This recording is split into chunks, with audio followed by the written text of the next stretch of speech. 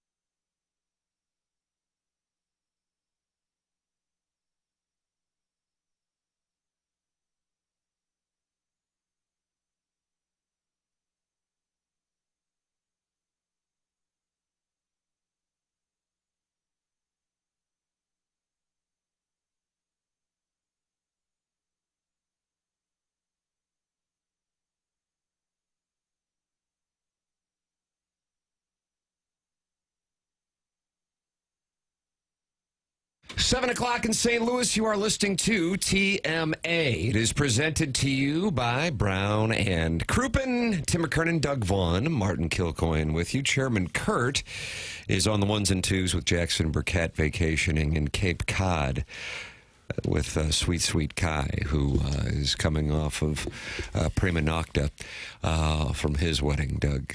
And we'll talk Prima Nocta in the 8 o'clock hour. Prima Nocta means what exactly?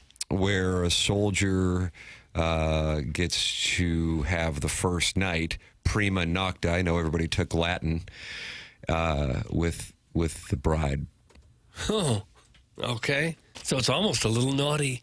In this case, the recovering alcoholic from Belleville and Webster Groves was the soldier. Oh. Is he back yet?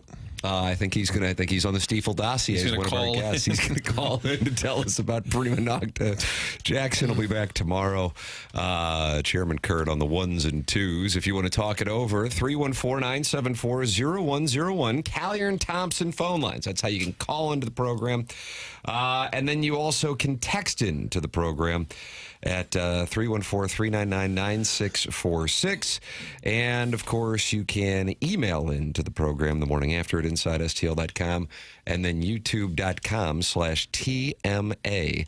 STL is where you can watch the program, Doug, and talk it over in that Michelob Ultra YouTube chat. Okay. Air Comfort Service, sponsor of the text inbox, 314-399-9646. Get involved on the program. So many different ways to do so.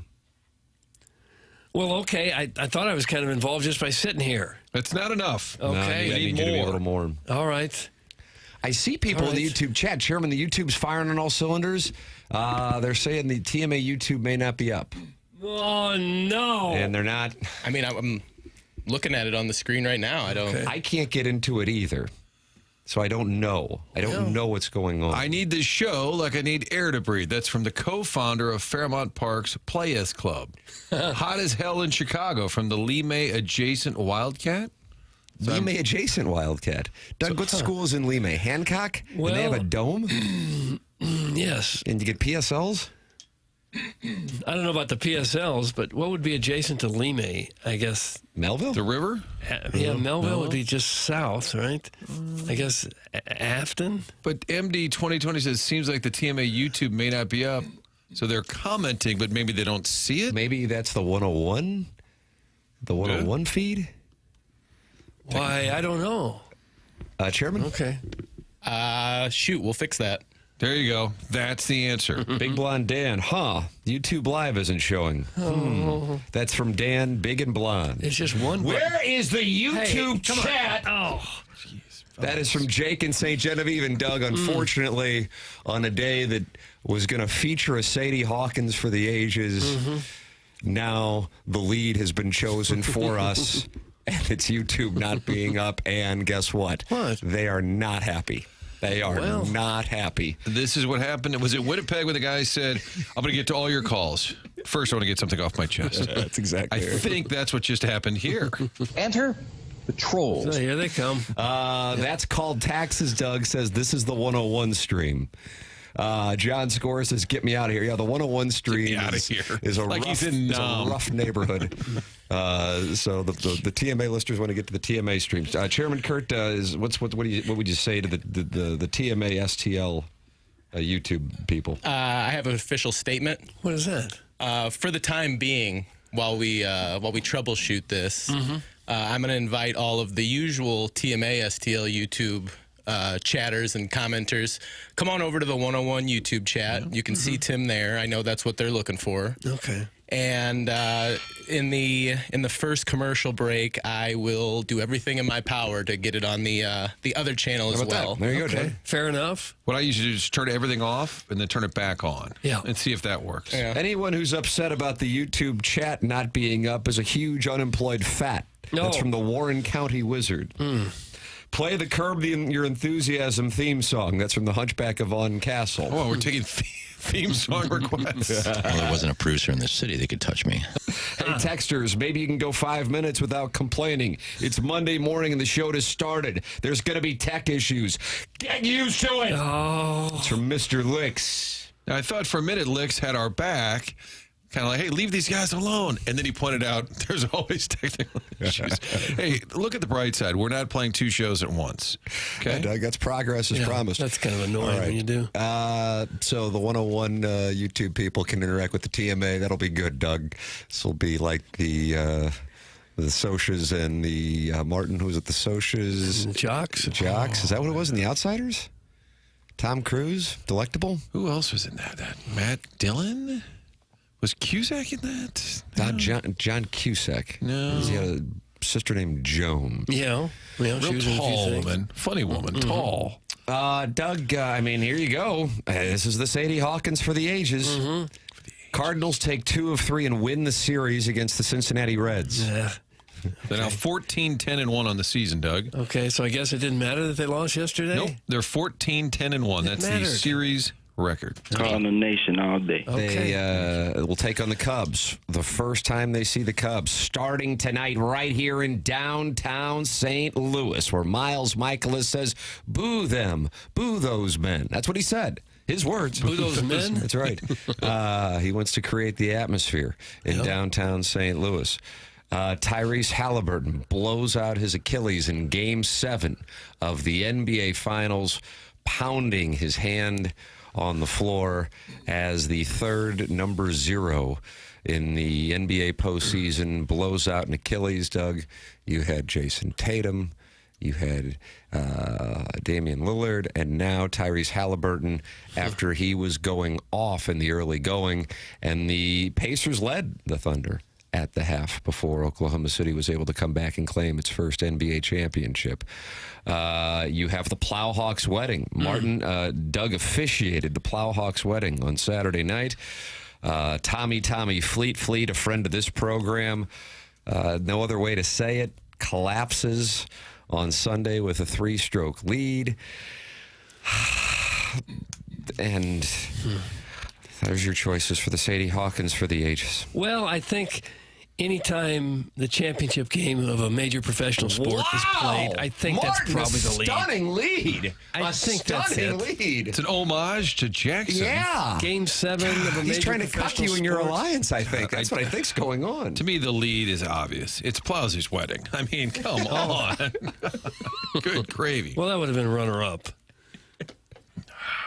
Backside gonna get tight. All right, NBA Final. What do you got, Doug? Unload all your hot takes. I Let's don't hear have 'em. hot takes about it. Okay, you just want to acknowledge. I felt so bad for Halliburton because he was already playing hurt, and he came out on fire. And when he went down, I swear, when they played that replay in slow motion, you could see that tendon roll up the back of his leg. You could actually see the bulge in his leg. See like a wave. Yeah, that's how it goes when you snap it off completely. And you have had it, but you haven't had it snap off completely. No, right? I did half a Achilles, and it didn't hurt at all, really. And that was playing pickleball. Playing softball. Just got it right out of my car and went right to the plate, and then started sprinting around the bases, and that'll do it if you don't stretch. But, these guys are in outstanding physical shape, and it can still happen if you step and You start. think Halliburton just awkwardly. got right out of the car and ran on the court? Or, you Could have happened. He forgot to stretch. Yeah.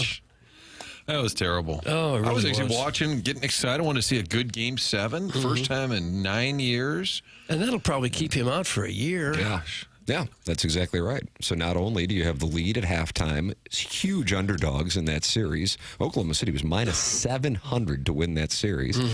And you're leading at the half without your star, the guy who carried you through those first 3 rounds.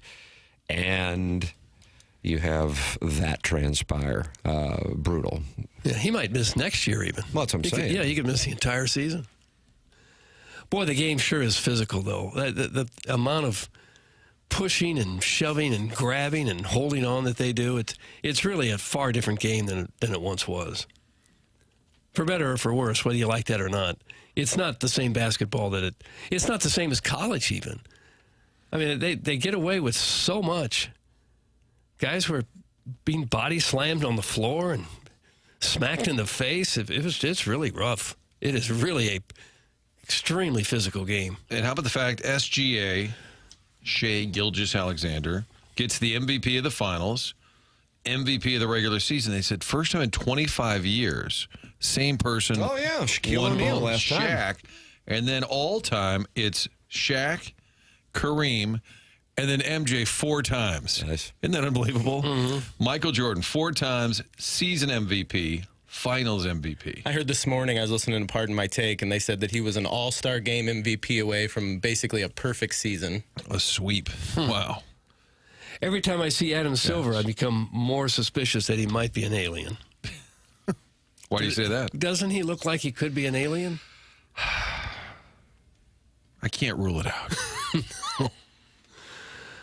I like the little city winning, though. Yeah, I was happy Oklahoma to see City is a Oklahoma big City. town compared to most small towns in America. I understand that, but it's kind of fun for them. Oh, yeah. I thought that was great. I like how the fans are all wearing the same T-shirt. Looked great. How about the buses being painted ahead of time? Now, was that actual video? Because they showed online all day, was circulating that they had painted all the buses for the parades, NBA champions. And then Rick Carlisle, the Pacers coach, even commented on it before the game. And I was afraid for him, what if it's photoshopped or fake? I guess it was real. They were getting ready. Couldn't you wait a day? Wait a couple hours? Yeah, you probably should. Probably Rick should. Carlisle saw it. Got the boys fired up. Yeah. And they said the Thunder was the second youngest team ever to win a championship. Are they younger? They were younger. Yeah, average age was about 25, so they got a chance to do this a few more years. Shea Gilgeous-Alexander, only 26. What was Stephen A. Smith? What is this audio here, Chairman? Stephen A. Smith and Kendrick Perkins got sideways? Yeah, I think this was in their pregame coverage. Some on Twitter weren't happy with it, but some people were saying. Well, that Brian Curtis, who covers sports media for The Ringer, I just saw him before the game tweeting out. He said, every panelist has picked the Thunder to win, and they're still arguing, which is sort of their playbook. But Stephen A. was kind of going after Kendrick Perkins a little bit and just talking about how backsides get a little tight in Game 7s. I say this on national television. Yeah, sure. From a basketball standpoint, I'm not disagreeing with Perk per se, but he's really annoying me today. And I'm going to tell you why Perkins is annoying me. Because this is a man that is a champion. You're talking about a Game 7, and he's talking about a Game 7 like, you know what? Hey, Cat's just going to step up. No, somebody's palms are going to get sweaty. Backside going to get tight. Somebody. It always happens in a Game 7. Now, I don't know who's going to do it, but he acts like everybody that's been producing all year long, come Game 7, it's no different. It's no different. It's very, very, very different. And he knows this because he's a champion. And not only that, when they lost in Game 7, you were injured. You didn't play. Had you played, you might have beat the Lakers. It's a big deal. It's a Game 7. Can I defend your honor here? I don't think we got time. Just because you yell something doesn't mean it's true. That's what you just finished saying that. That's what I'm going to say. Malika, he just finished saying that. Bob Myers just finished saying it's a Game 7. I know. Next president of the United States, right there, just screaming about. Pure theater, right? That's how he earns his $15 million a year. Felt like some theater to rants me. like that. Perk doesn't seem to react. He just kind of sits there. You're welcome to get involved on the program. 314-399-9646. Air Comfort Service text inbox. That is how you can text into the program. You're welcome to call in 314-974-0101. Chairman Kurt is going to tend to the YouTube chat and get the youtube.com/TMASTL up and running here in the commercial break. Talking Cardinals, Plowhawk wedding, all here along with Chris Kerber at 8:15 for the 101 ESPN St. Louis Blues interview at 8:15. Brad Thompson at 9:30, and the Design Air Heating and Cooling email today at 10:45. The morning after at InsideSTL.com. That is your Stiefel dossier for Monday, June 23rd, 2025. This is the morning after, presented to you by Brown and Crouppen on 101 ESPN.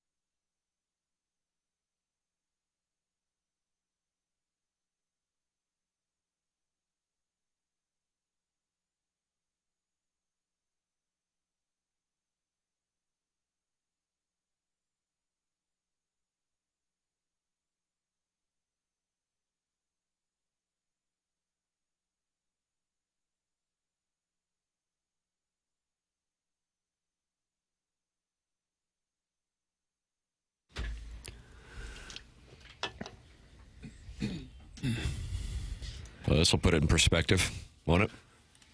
It really does. Yeah. Really Thank does. you.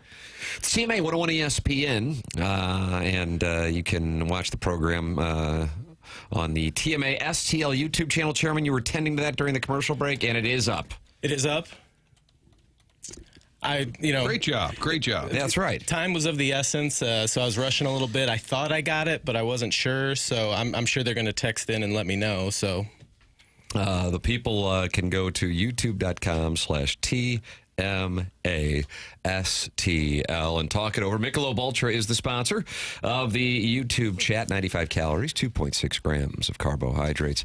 And the program is presented to you by Brown and Crouppen.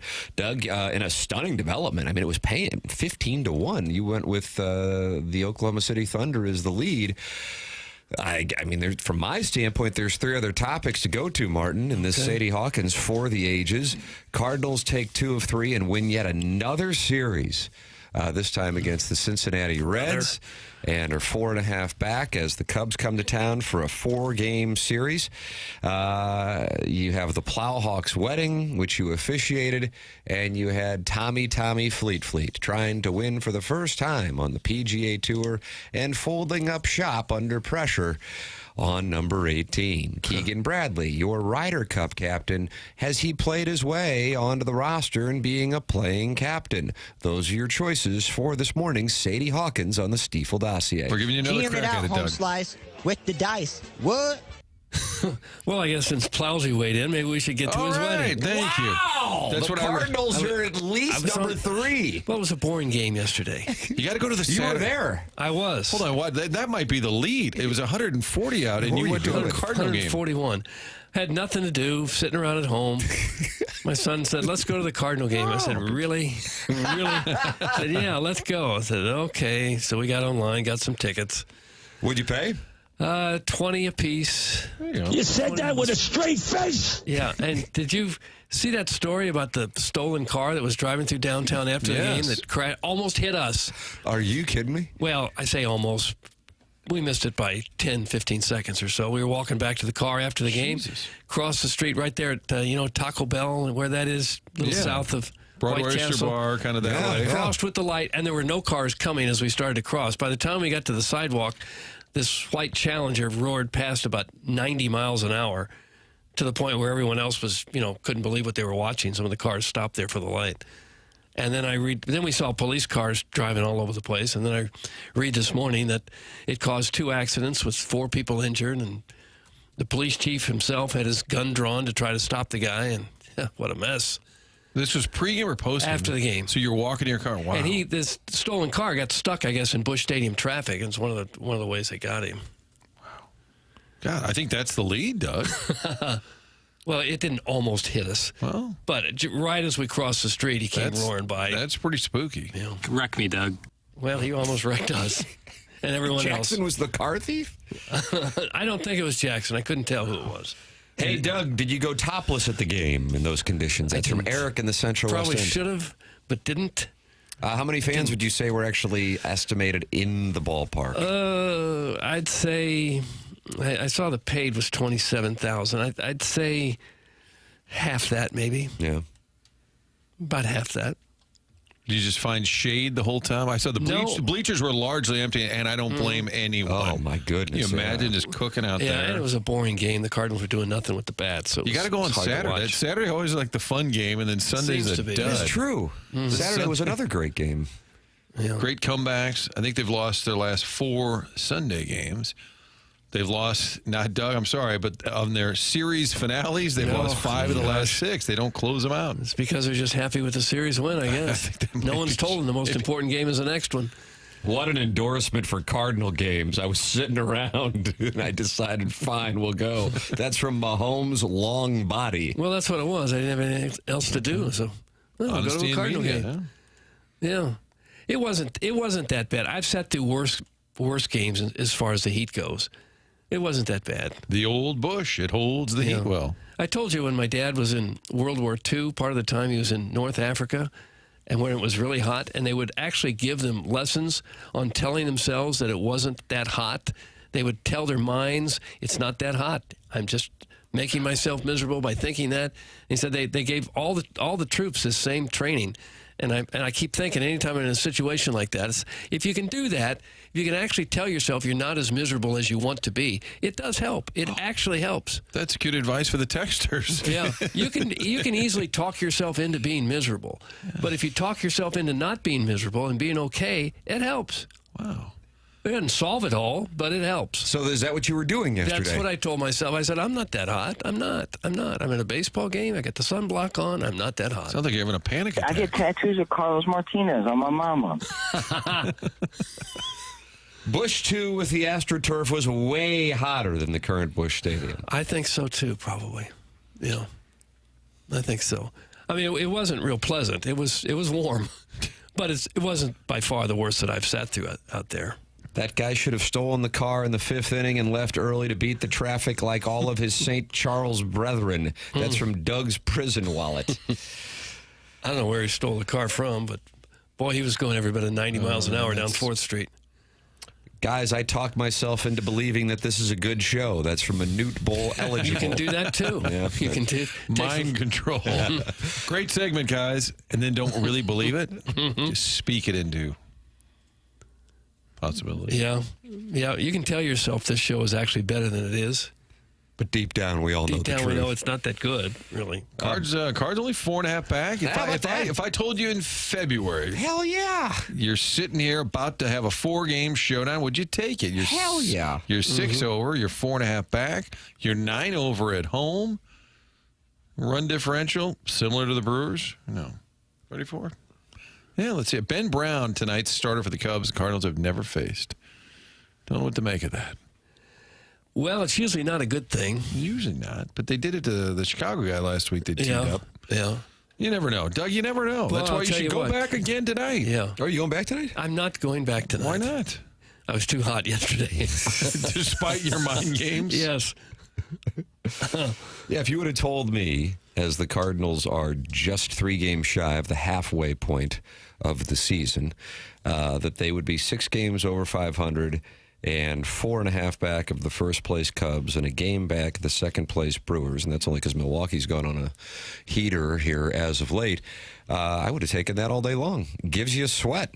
You know, metaphorically speaking, gives you something to pay attention to, and you get the 4-game series with the Cubs. I'll take that. I would have taken that any day of the week.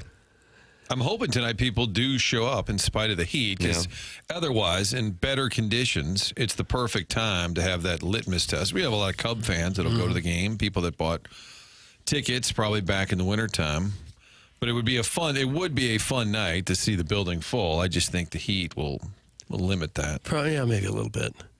They may have had a better fate yesterday if not for some outstanding defensive plays the Reds made. I think they made 4 or 5 diving catches all over the field. Donovan and Burleson, between the two of them, were 0 for 8, and I think they hit the ball hard 7 of those 8 at-bats. Brendan Donnie, that boy is scrappy. He is scrappy. But the Reds kind of beat him with their gloves yesterday. So Burleson going into the game yesterday, his June average, Doug, what do you think it was? His June average? Oh, he was on fire. I'd say 325. 391. Oh, gosh. Going into yesterday's game. Yeah, he just looks like he's going to hit the ball hard right now when he's up there. And he has been most of the time. But hit into bad luck. So. Doug, you like fun with numbers? I do like fun with numbers. Busch Stadium 3, Cardinal pitcher who's made the most starts in that building. Adam Wainwright. Yes. Who's number 2? Can I guess? Yes. Miles Michaelis. You were there to see it, Doug. Miles Michaelis right. now is isn't that a little bit hard? He passed Lance Lynn. And I don't know if I would have ever guessed that, but Michaelis this is his 8th year. He missed some time, I know, but Wainwright 214 Busch Stadium starts. Michaelis now at 91. To me, Miles Michaelis kind of looks like the sheriff in a Western movie who's coming to clean up the town. Yes, it's the stash. He's going to maybe get in a few saloon fights and a couple of gun battles, but he's going to clean up this town. He said this regarding the Cubs series. Yeah, these are the fun games. You know, those rivalry games. I'm sure there'll be a lot of blue up there in the seats, but hopefully there's more red. I know it's a midweek series. I hope the turnout is good. Hope people are here. Come to the game. Boo the Cubs. You know, get in their head. Give us a home field advantage. Let us take our shot here and give them hell, and let's see if we can make a little move right here. That's Miles Michaelis following his start yesterday. He's right. Let's give him a little hell, Doug. Right. That Thursday afternoon game could be a little toasty. Yeah. But not if you tell yourself. Deal with that. No, you it's can not. tell yourself it's not that hot. Does that reduce the probability of infidelity? It probably does. Yeah, I agree with you on that. I agree with you. There'll be a lot of sweating going on.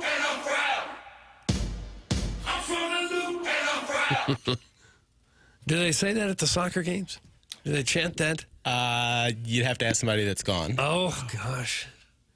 That sounds like a soccer chant, but I can't say that I've heard that specifically. They scored a goal yet this season? Yes. 3 in their last game. Oh. Got a home game Wednesday night. Cards playing, City playing, all happening at once.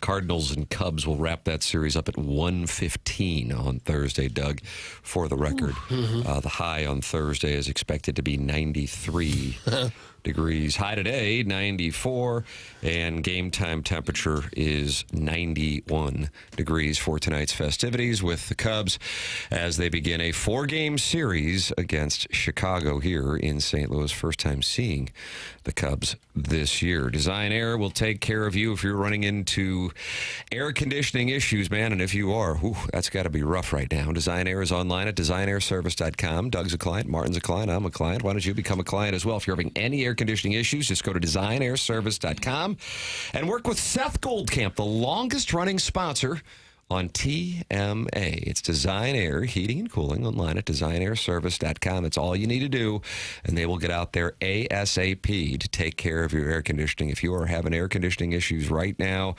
go to designairservice.com. They'll take great care of you. No upselling.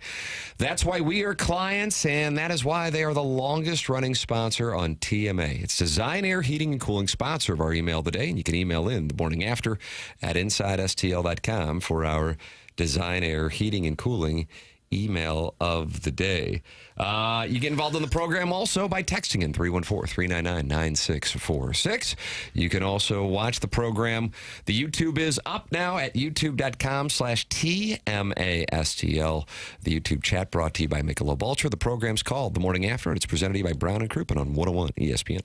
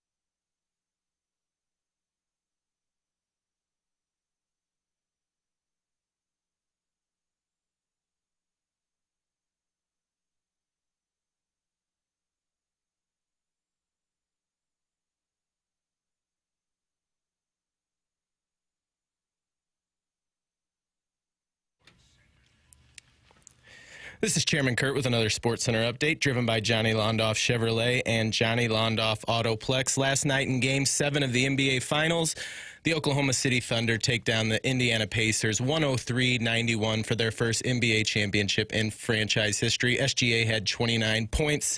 That was another SportsCenter update, driven by Johnny Londoff Chevrolet and Johnny Londoff Autoplex. See him at londoff.com. Chevy, together we drive. Are you kidding me?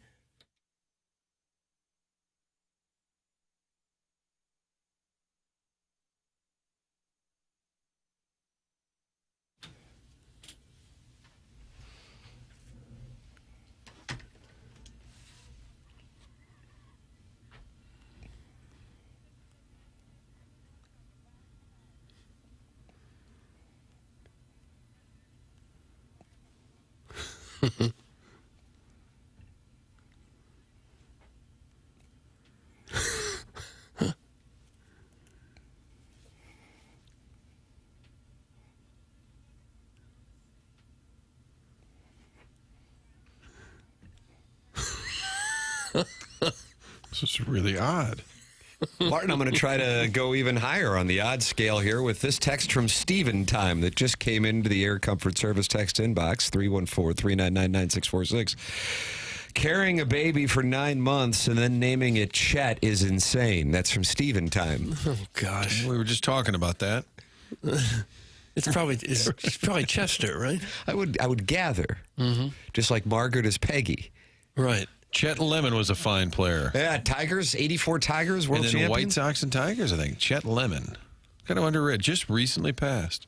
Oh, did he? Yeah. Where Chet was he the big brother in Weird Science that was always picking on Anthony Michael Hall? I think you might be right about that. Oh, by the way, The Outsiders featured Tom Cruise, Rob Lowe, Patrick Swayze, Matt Dillon, C. Thomas Howell, and Ralph Macchio. Since we were referencing that. 30 minutes ago, Doug. Yeah, it's nice to get that out there. Wanted me to clean you can listen to the program on 101 ESPN and the TMA STL apps. Those are brought to you by Dobbs Tire and Auto Centers. And you can watch the program at youtube.com/TMASTL. Space Twins says, I usually have to podcast later in the day. This is my first time on the YouTube chat. Anyone want to flirt? That's from Space Twins. So if you want to go in there and flirt with Space Twins, she is looking to flirt. And you say she. What else? Okay. They're all guys in there, Tim. Yeah. They're all gentlemen. Ladies love this show. I don't know. Ladies call in. Yeah, why not? 314-974-0101 at the Plowhawks wedding on Saturday evening, which Martin Doug officiated and truly did do a wonderful job for real. I know you're uncomfortable with the compliments, but for real, you did a wonderful job. Thank you. It was outstanding. It was There's a lot of pressure to do that because, so many girls dream about this perfect wedding their whole life, and they put so much planning into it, and so much money is involved. People are in from out of town. You don't want to blow it. You don't want to do something that upsets somebody. Did you play the mind game before and tell yourself, I am good at this. I can do this. I should have. No, I was still doing the heat thing. Okay. It was not outside, was it? Yes, it was. It was outside. Oh, the ceremony was outside? Yeah. Mm-hmm. 6 p.m., balls in the air on Saturday. But it was a great place, though. Most of the seating section. Yes, where we were seated was in the shade, which was great. This place right by Brown and Krupin's offices, matter of fact. It was outstanding. Was it the Piazza? No. La Veranda on the Marketplace. That's right. That's right. Right by Ragazzi's. Yes. But we were, Doug and his wife and me and my wife, we were BSing after the wedding and having some libations. And it was your wife, Doug, who said, hey, I think this lady's trying to talk to you. And she had come up to you and start saying, when you guys first went over to 101, I didn't know what was going on, but now I can't stop listening to the show. I don't really understand why. He said, it's a lot of empty calories. I would agree with that assessment. And she thought I was Jackson. Oh, she did? We get confused often. Oh, yeah. I look 27. How often? Did she say, hey, what's up, Papers? So no Jackson's up at Sweet Kai's wedding. Was that a compliment? You know, anytime anybody thinks I'm 6'1", I'll take it. You know, and it's not like I've got George Hamilton's skin either, you know. But yeah, the Plowhawks wedding. I thought that the vows which they had written that was like the highlight, because the Plowhawk did what any TMA person would do, which is just walk in and ad-lib. It was great. And then his now wife, Madison, I thought those were just, I really did. I don't know. I don't really usually get, you know, not that I was worked up, but I just was like, man, that was really, because the whole wedding was truly those two personalities. You know, that was their signature was on that wedding. Yeah. It was emotional for them when they were giving the vows. You could tell they are just thoroughly in love with each other. Just every time they're around. And they've been together, Martin, for close to a decade. They've been together 8.5 years. And when he met her, you know, Plowboy, for those of you not familiar, and I know it's a good portion of the audience. If you think Tim is Jackson, this is for you. That's exactly right. Nicely done. Was on TMA for probably close to a decade. And somebody all of us who worked with him loved, and incredibly amusing guy, a Takesmith. And he got married over the weekend, and Doug officiated the wedding. And I would say, what were about 70, 80 people at the wedding? About that, yeah. I've been booked to do a funeral, a baptism, and 2 bar mitzvahs. Really? So this is now a little independent contractor work. This preaching thing might have some legs. Did my bet on the maid of honor speech hit? Did either of you happen to catch that? The "for those of you who don't know me" line? Oh, I don't think I heard know that she said that. Damn. And Kurt, your wedding sober, you decided to sit this out. That was your gift. That was my gift to the Plowsy, gift to myself. I enjoy a good wedding, but man, I'm a sweater as it is, and I would have needed a wardrobe change or 3 during that thing. One thing that I noticed about Plowsy and Madison they're both extremely comfortable in their own skin. They're full of confidence. Nothing flusters them. They're up for anything and anybody. They're very friendly and outgoing to everyone that they meet. They're both just really, I keep saying that, they're both just comfortable being who they are. Amen. Kind of like that. There's the Plowhawk right there. You know, for them, there's never an awkward situation or what are they going to say or how are they going to treat somebody. They're both just really good. They have wonderful personalities. I was very happy that they're Plowsy's laugh makes me laugh. When I hear that, it makes me Long live the Plowhawk. That's from Kwame Voyukis IV. Let's see. Good morning to, oh, wow. And also married at the very same time. Sweet Kai has just issued a statement fresh off of Prima Nocta. Martin. Okay. Good morning, Tim. This past weekend was the best of my life. The only thing missing was ... you ... Wow. Doug, fresh off his wedding, Sweet Kai, texting in to the Air Comfort Service text inbox. He's probably been on the honeymoon by now and still took some time out to text that in. I wouldn't mind, Sweet Kai, if you could give us just sort of a Jackie Papers recount. How did he do? How many boat drinks till he was on the dance floor? Yeah, Jackie Papers, it doesn't take much to get him a little sauced up. Kai, I got my eye on the phone. Call in. Yeah, call in and share fresh off the wedding. That love will fade, unfortunately. That's from Chairman Steve in Wildwood, giving his assessment after being married for I don't know how long, but I think 25, 30 years. Chairman Steve in Wildwood with his thoughts. Is Mrs. Steve listening? I don't think so. Yeah. It doesn't strike me. Chairman Steve and I are in talks, Tim.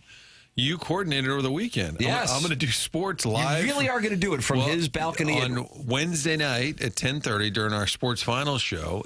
Unless the game runs long, if it all times out, get some interviews, and then make it over there in time, going to do the show from the balcony. And then I thought maybe we should even throw Chairman Steve on and explain the megaphone story. And then Tim and I were texting. I said maybe under his name, we put Chairman Steve, and then under says TMA Listener of the Year 2023. And as if it's his credential, finals MVP, 11-time All-Star. Under Chairman Steve, it's just going to say Listener of the Year. And then he said, can you bring Miles with you? And I said, oh, sure. I'll ask. He might do it. He's not pitching. Chairman Steve says he might be passed out when you come by. Well, that would be even better. You can get a few shots of that. One of the best things about working at Channel 4 was it was just like 2 blocks away from Busch Stadium, and we never had to worry about parking. How do you deal with parking when you go down there every night? Yeah, it's bad. There's street parking. There is nothing of it. We used to have a spot in the stadium lot. Right. Each station had a spot. That went away with COVID. Oh, really? You can't ever park down there? Not inside. Where we used to, it was sort of crazy. When they built the stadium, every TV station in town paid a certain price to have a portal where you could plug in your microwave trucks and you could go live on the field, and it made it easier. So they thought ahead to have all the wiring done, which now doesn't matter because of the live thing. But you got a parking spot because of that. It was sort of weird driving back there. You'd be passing like Bentleys and Rolls Royce and whatnot. Guys having their cars detailed. Yes. And then you'd always see, like, at the very end, like a used Camry. And then you'd get the game notes. So-and-so was just called up today from Memphis. And you always knew who the new guy was. But, yeah, we don't get to do that anymore. So now you just scramble like everyone else? A bit of a crapshoot. And pay $30 or $40 to park every time? No. I like logistics. I like to know these things. Well, I might have a little arrangement. The good folks at Patios. Maybe. Shout out to Patios. It's a great parking lot, the Lime parking lot across the street. What do you guys call that? Yola? And you might even notice, Doug, every once in a while I'll just do a live shot from Patios. Oh, I'm not saying that out loud. I'm not. Unrelated? I would. Unrelated. Just checking in with the people. Now they're going to think Steve is Yola. Yeah.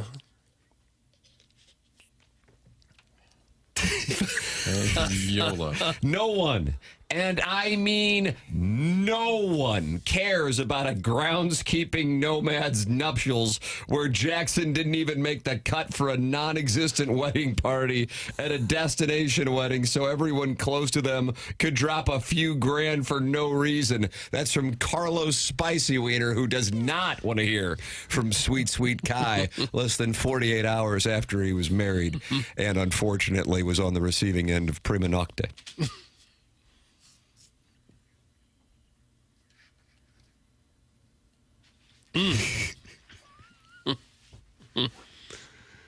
Here we go again with the where's parking. Donnybrook his ass. It's like Andy Rooney's in that body and running around here. That's from Arbor Day, who's won Texter of the Year each of the last 2 years. I enjoy a good logistics conversation. Well, Martin revealed the logistics. I was debating whether to admit it on the air, but then Doug persisted. I think at times it might even have something to do with what gets covered and what doesn't. Just the fact that it's so hard to get there and park and not pay $40 to do your job and then get back in time. It's a factor. It's the Blues. It's a similar situation for the TV media. There's nowhere to park, so you just sort of wing it. There's that street over there. Is that Pine, Doug, maybe, where they have a giant bike lane for all the cyclists in downtown? If you have to pay, the station will pay you back, though, right? Yeah, if you ever get ticketed, you just throw it on the old newsroom person's desk. Oh, sorry, I got nicked. Hunchback of On Castle's not happy with Chairman Kurt saying that the drops aren't playing on YouTube. Yeah, Aux was off from coming back with some music, so Aux is on now. Gosh. There is literally so much parking around that stadium. What are you talking about? That's from Big Worm. I think Doug's referring to, does the station drop $40 every time you go to cover a game or get an interview?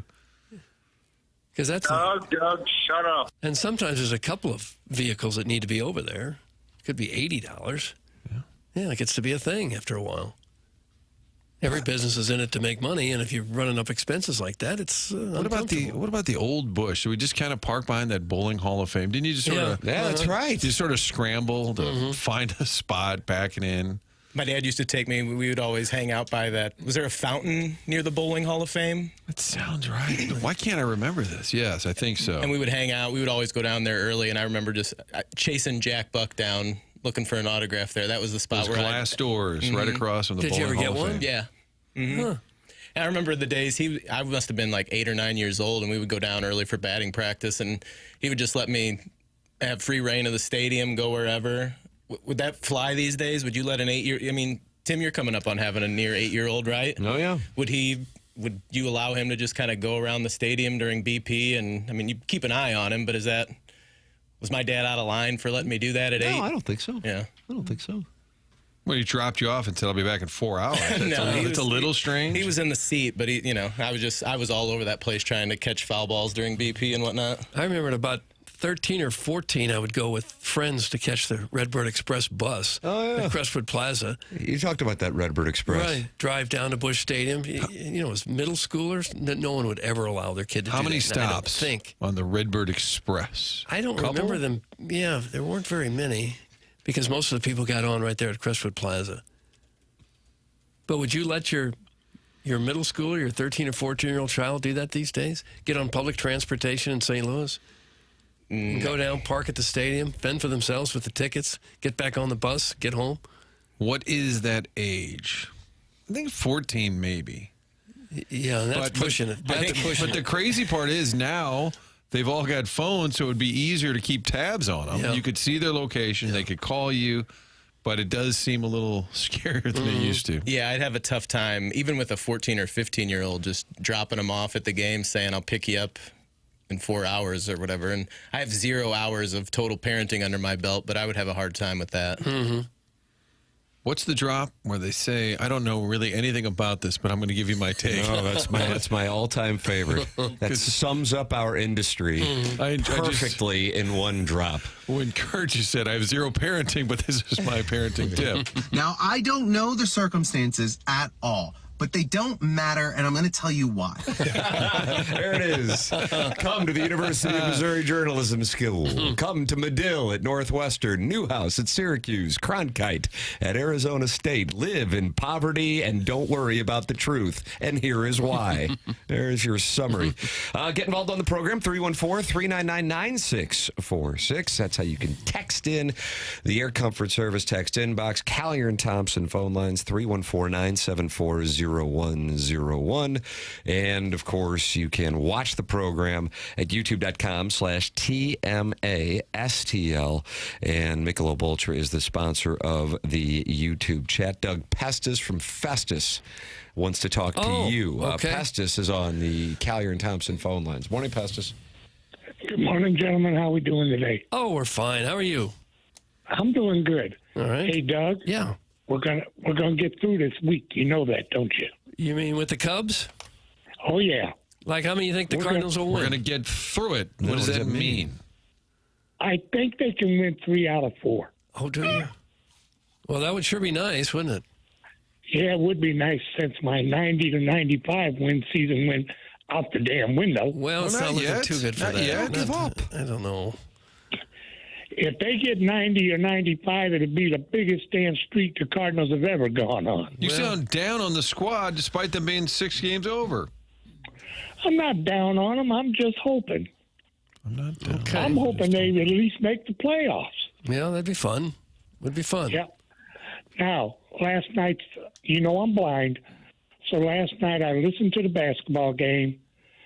That was a heartbreaker for Halliburton. Mm-hmm. Sure was. I mean, from what I heard, he went down like a tree in a forest. Yeah, it may have cost the Indiana Pacers the NBA championship. Yeah, truly. Yeah, it's possible it cost them that. But they had a chance at halftime when they were 1 point ahead, and then they just dropped off the map. Yeah. Third quarter was rough. McConnell was playing well, but everyone else kind of disappeared. Yes, they did. Now, Doug, I understand you went to the ball game yesterday? I did indeed, yes. And you were disappointed? Well, I was disappointed they lost. Okay. Were you devastated? Take a look at who they had pitching against them, and look at his record. Yeah, we were talking about that. He's 7-1 with a below 2 ERA. He's having a big year. Yeah, he's got an MVP type record going right now. But the thing about it was, I think he knocked off 15 or 17 players in a row.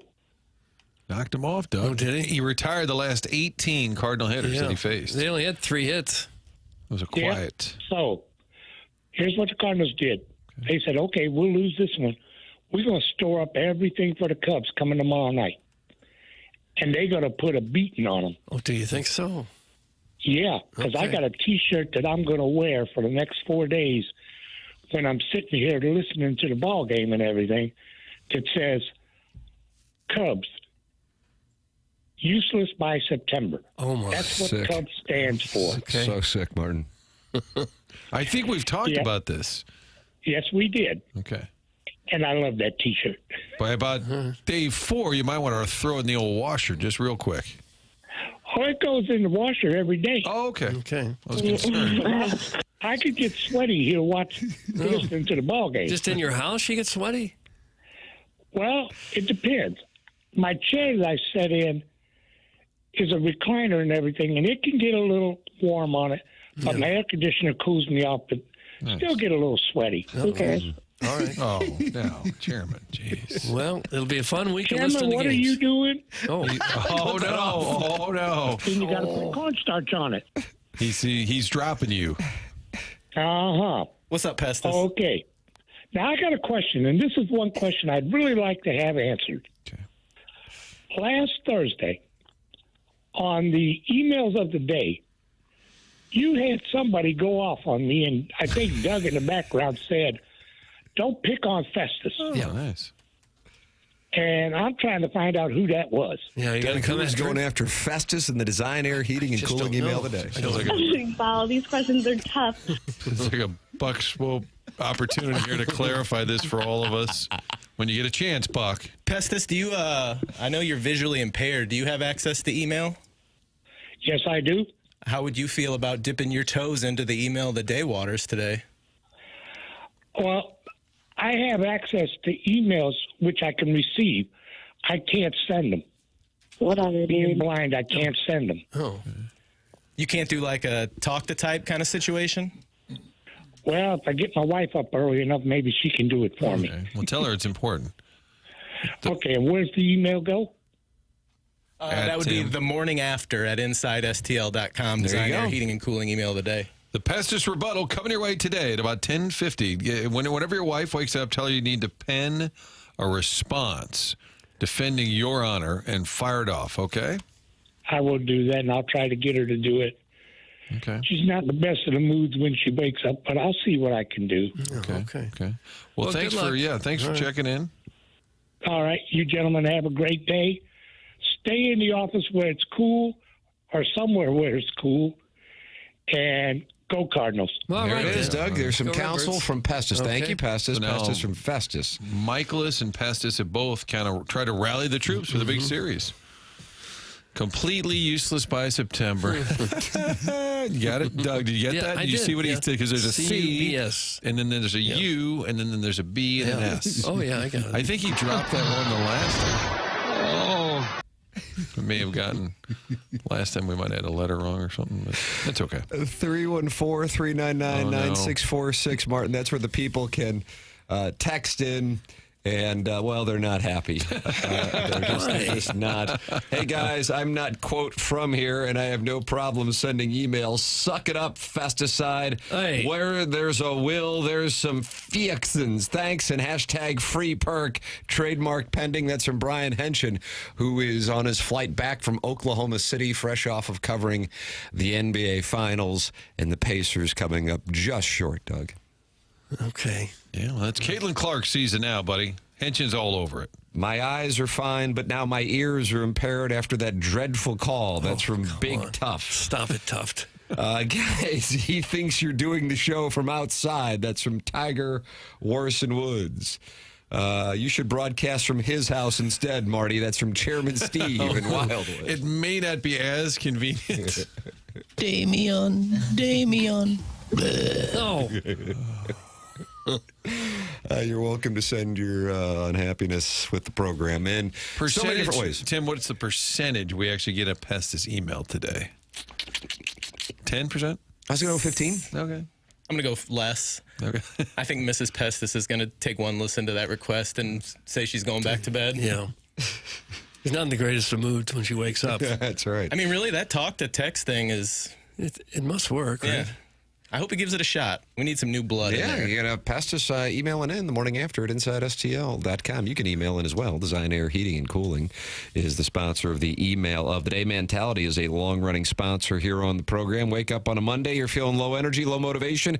Maybe you're tired all the time. Maybe you've put on some weight. Maybe you've noticed that you've lost muscle. Those are symptoms of low testosterone. That's where Mentality can help you out. Mentality is a local healthcare facility that specializes in helping men feel and perform at their very best with board-certified physicians, providing a full physical consultation and blood panel analysis all during your first visit. Mentality focuses on free testosterone levels, which many doctors overlook, ensuring your treatment is tailored to your body. If you're interested, go to mentalityhealth.com/radio. That's mentalityhealth.com/radio to find out more information. It's Mentality. Be the dad who can keep up with kids. Be the husband your spouse knows you can be with Mentality at mentalityhealth.com/radio. Stiefel Dossier here in the Fisher Window and Door Store 8 o'clock hour.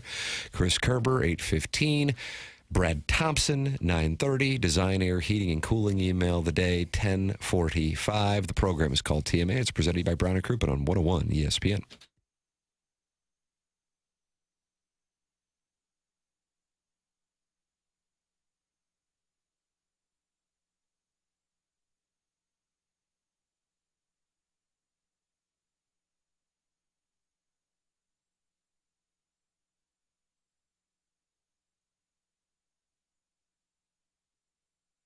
In the market for a new vehicle, there's one website you need to know, and that's the Auto Loan Pro. AutoLoanPro.com, financing a car, that's all you need to know. Anyone can sell you a car, but it takes a pro to do it right. AutoLoanPro.com is going to make sure they'll get you into a vehicle no matter what your situation, your circumstances. They'll get your credit back on track while getting you into a new vehicle. Little to no money down. They're going to work with over 50 different lenders to get you the best rate possible. And while on that website, they always encourage you to go down on that, download the free playbook right there on the website. That playbook's going to explain to you and educate you on how you'll get the car of your choice in the future, how the credit system works. It's educational while you're on there buying a car. AutoLoanPro.com is going to help you get back on track, get that new car. Little to no money down. Doesn't matter what the situation is. They're going to work directly with you. Auto Loan Pro is part of the Lita family. It's all you need to know. AutoLoanPro.com.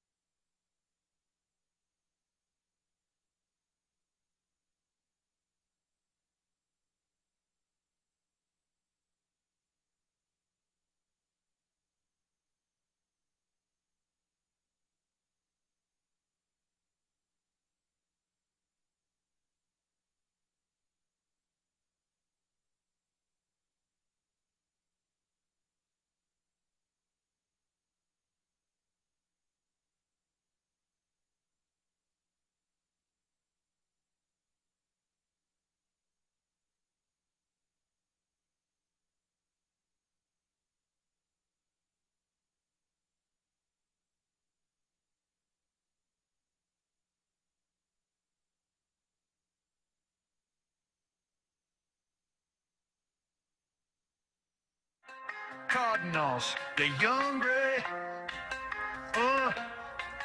Cardinals, the young gray. In 2025, we're gonna go all in. Well, Doug, what else could you ask for? Cardinals and Cubs. Will the Cubs be only a half game up when they leave St. Louis at 4 o'clock on Thursday? Well, that would make things fun, wouldn't it? Telling you. Yeah, that would really be fantastic. Yeah, maybe they can get it done. Be nice to take this first one. Be nice to get ahead. Matthew Liberatore getting the ball. Yeah. A preview of the series on The Athletic. Katie Wu writes, the Cardinal rotation was projected by most to be its Achilles heel. Instead, it's helped them gain their footing. St. Louis starters have thrown the 6th most innings in MLB while posting a 3.96 ERA, a mark that ranks right at league average. Eric Fetty, who leads the rotation with a 3.54 ERA. The Cardinals are not a swing-and-miss staff. Sonny Gray leads the rotation with 90 strikeouts, but the next pitcher on that list is Matthew Liberatore with 66. It's a ground ball-reliant staff, but they've done an exceptional job pitching to their strengths. No team in baseball has recorded more ground ball outs than the Cardinals' 455. Fun fact for no one tell. Yeah. Helps to have a very good defensive infield with Arenado, Wynn, Donovan, third, short, and second. That helps, too. Cardinals also have had great health with the rotation during an era when pitching injuries are an all-time high. Katie writes in The Athletic this morning, the Cardinals have not had a significant injury to their pitching staff. The organization has been extremely intentional about maximizing rest and keeping its starting pitchers on a 6-day schedule, and that's why they've implemented a 6-man rotation at times, turning Michael McGreevy as a spot starter when needed. The pattern will continue this series, though not yet official. McGreevy should start one of the next 4 games, likely tomorrow night's game. Well, maybe that's what it takes. They've been looking for the formula. All of Major League Baseball has been looking for a formula on how to keep their pitchers more healthy. And maybe that's what it is. Maybe just that one more day of rest makes a big difference. It just makes you marvel at how they did it a generation ago when there were 4-man staffs and guys took the ball all the time. My hot take on Friday was that Palante needs to go to the bullpen, give McGreevy his spot. I want to see McGreevy in the rotation. Palante went out Friday evening, went 6 shutout innings, gave up 2 hits. Think he was listening? I would assume so. They don't want to be relievers. They'd much rather be starters. That's where the money is. I know he doesn't want to be a reliever. I'm not going to hold my breath. The Cardinals are going to get swept by the Cubs. That's from Eric in the Central West End. No, they're not. I'm a starter at heart. Would you take a series split, Doug? Well, I'd say yes, because you'd still be in it. Or do you want to get greedy? Still be very much in it. I'm going to put it back in, Tim. I'm going to get a little greedy and just hopeful. And then I'm going to 3 regret. of 4. I'm going to regret not taking the 2. 3 of 4. That's asking a lot. Although the Cubs are 10-9 in June, they've cooled off a little bit. Yeah, they. If you take a look at what they've dealt with though in June, they've faced some damn good pitching. Kenzie Gore, Skubal, Zach Wheeler, and Skeens. So that has played a role in limiting their offense. But they have a pretty damn good offense, and. Cardinals will. You know who's been raking here lately? My goodness, the Brewers. I don't know. That was the whole story in the month of April that they couldn't hit. They've each of the last 4 games have had a minimum of 9 runs, if I'm not mistaken, 8 or 9 runs, and they went off for 17 in another game. So the Brewers have been mounting a charge in the division. They're a game ahead of the Cardinals now. Mm-hmm. Milwaukee's 3.5 out, Cards 4.5 out. That Cal Rowley. I'm going to back up and try that again. Yeah. 4 home runs over the weekend up at Wrigley. He's at 31 on the season. On pace for 67. He's going to break Bonds' record. I know. Wait, how many years in is he? I'd never heard that name until this year. But he's been a 30-homer guy. But he's 31. We're not even at the All-Star break. You know his nickname, Doug? No. The Big Dumper. Oh, gosh. That sounds like a texter to this show. The big. Did they have to elaborate? Did anybody ever go up and did Cal May ever ask him? So why do they call you the Big Dumper? The best nickname I saw over the weekend. It's a Red Sox prospect. Have you seen this? The guy's name, his first name is Jhostynxon Garcia. and they just call him the password because his first name looks like one of those auto-generated passwords. Coach, what goes through your mind when you see the ball actually go through the hoop there? Well, I knew it was good. Yeah, that's why they have the net. It's like when the Cardinals had Zipchinski and no one could spell Zipchinski and they called him Scrabble. Scrabble, that's exactly right. Martin, I don't know what this text means. You can interpret it. All 4 of those pitchers that you mentioned, Tim, the Cardinals are beat.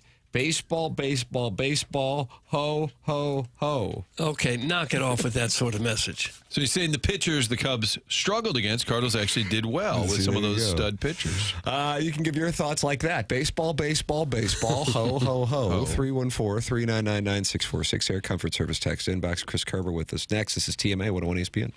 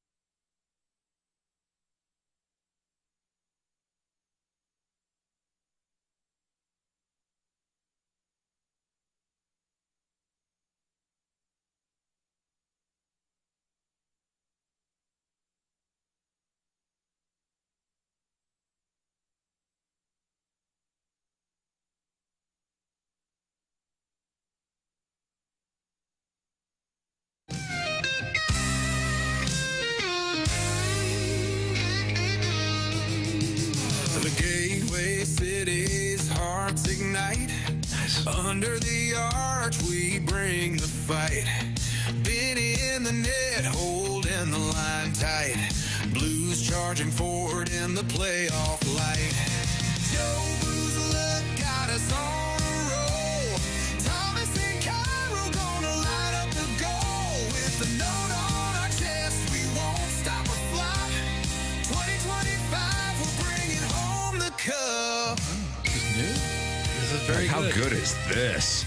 How great is this, actually? I'm sorry. This could replace Gloria. Fisher Window and Door Store, 8 o'clock hour here on the morning after. The program presented to you by Brown and Crouppen, Tim McKernan, Doug Vaughn, Martin Kilcoyne, and Chairman Kurt on the ones and twos as little Jackie Papers is vacationing in Cape Cod. Doug, he will be back tomorrow. Okay. But joining us right now here on the Callier and Thompson phone lines, as he does every Monday in the 8 o'clock hour, Chris Kerber with us to give us his perspective. Morning, Kerbs.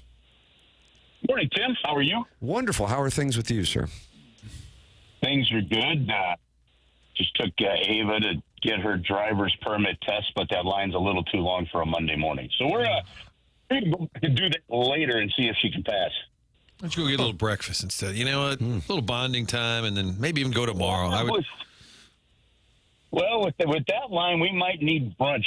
We'll come back a little later on today. Wait, how old is Trinity? Does Trinity have her permit yet? She's going to get her permit soon. I mean, you got to study all the online and the quiz, and it's a lot more detailed. I think I just went and flunked it a couple times. Oh, did you? And then eventually got it. I think now they actually try and prepare. Yeah. Well, there's now apparently where they can take all these practice tests and stuff like that. So that's kind of cool.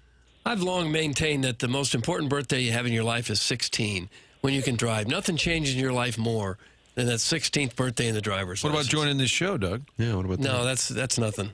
And I would add that it's probably the most important birthday as a parent for your kids, too, for that, too. Because it's sort of like all of a sudden when they can start driving themselves to and from some places, it's like you get a massive part of your life back. Yeah, and their whole world opens up. Instead of just riding a bicycle around the neighborhood, they can go anywhere now. Yeah, now, lucky for me, and I guess I say lucky, but all three of my girls have been like, yeah, I want to drive. I've known some people where the kids no, I have no interest in driving, and parents are still they're 18, they're 19, and parents are still driving them to and from work, and I'm sitting there going, nope, that doesn't work. Yeah. If that was our house, you would be finding a place to work where you can walk to work or learn to drive. Mm-hmm. That works too. So what are the Blues doing right about now, mid to late June? What's on their schedule? Well, this is a pretty important week because the draft is on Friday. They don't have a lot of draft picks. They only have three, a first, a sixth, and a seventh because of all the different moves and things that have been made. So we had a meeting today. We're going to find it out. Alex Ferrari and I will be doing a draft show on Friday night live on 101. So we'll have some good hockey talk that night too. Because I'll be honest with you, if someone's tuning in trying to listen to me going, okay, the San Jose Sharks picked this guy, here's what I can tell you about that guy, you're listening to the wrong show because I don't have a clue when it comes to that kind of thing. So what we'll do is we will then when the Blues pick, we will get people on to talk that actually know what that prospect is and what they'll do. So we'll have a good show Friday night, and then just kind of get ready. It becomes the busiest stretch of the summer because you're prepping for the draft, and this is the first year that the draft is decentralized, right? So instead of having everybody in one city on the floor like we've always seen, this is more the NFL model. And so teams are going to be in their own rooms and that kind of stuff. We're going to find out if GMs like it. I'm kind of guessing that they're not, but we'll find out. And then, and then you go right from there to the July 1st free agency. And that's a big day for the St. Louis Blues. Maybe not as much because you're sitting there thinking, are they going to make a big splash in free agency? But it's a big day on July 1st because that's when a lot of contract clauses seem to change. Yeah. Right. So you'll have Nick Leddy and Justin Falk, for example. And Torrey Krug, right? Whose no trade clauses now become modified on July 1st, where they've got to submit a certain number of teams they can or can't be traded to, depending on the wording there. At the same time, you've got a Jordan Kyrou, where on July 1st, his full no-trade clause kicks in. So I guess with Robert Thomas as well there. So to me, that ends up being a big day in terms of some freedom or lack thereof, depending on how you look at it, in terms of how the Blues adjust their team moving forward. Yeah, in other words, if you're trying to move one of those players, if you're Doug Armstrong, you got to do it quick, right? The clock's ticking, in a sense, if you're trying to move any of those specific players. Yeah.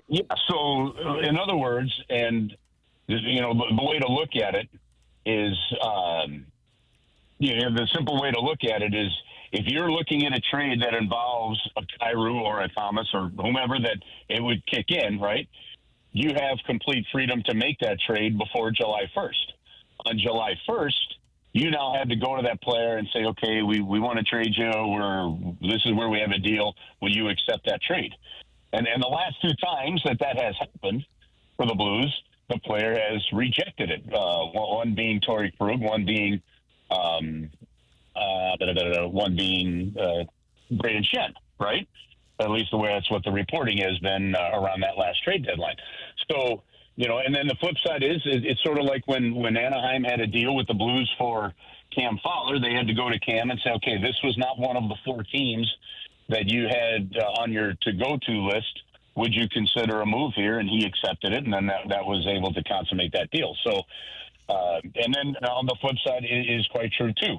Now it's with some of these guys in the last 2 to 3 or final year of a contract, say like Nick Leddy's in the final year. I think Justin Falk has 2, Torrey Krug has 2, but I think the anticipation is that he, I have not heard that, he's really even been skating and a comeback's feasible at this point, but, for his sake, you hope it is.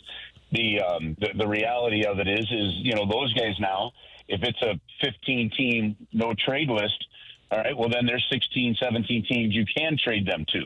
And so it's going to give Doug Armstrong some flexibility maybe now that he has not had over the last couple of years to adjust that defensive core, or if a forward is in that standpoint as well. Are they doing a watch party? Aren't they doing something at Enterprise Friday, late afternoon, evening?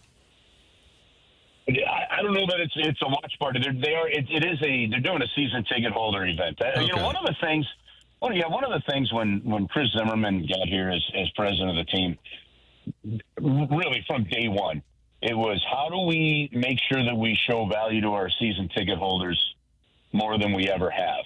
And that has been pretty much the marching orders. And so it was benefits right off the bat. It was events. It was our Heritage theme nights. And so, here's another example. If you're a Blues season ticket holder, they're, holding a bit of like a pre-draft party down at Enterprise Center, and Jim Montgomery's going to be there. I'll be emceeing it. Jim Montgomery will be one of the speakers. We'll have a couple other hockey ops people talking to us as well. And just, keeping the fans connected during the summer. Chris Kerber, our guest here on TMA 101 ESPN. He joins us every Monday in the 8 o'clock hour. A lot of talk in Edmonton and really around the league about the future of Connor McDavid and what the Oilers are going to do. Do you think we will see some movement there this offseason? I don't anticipate some movement this offseason there.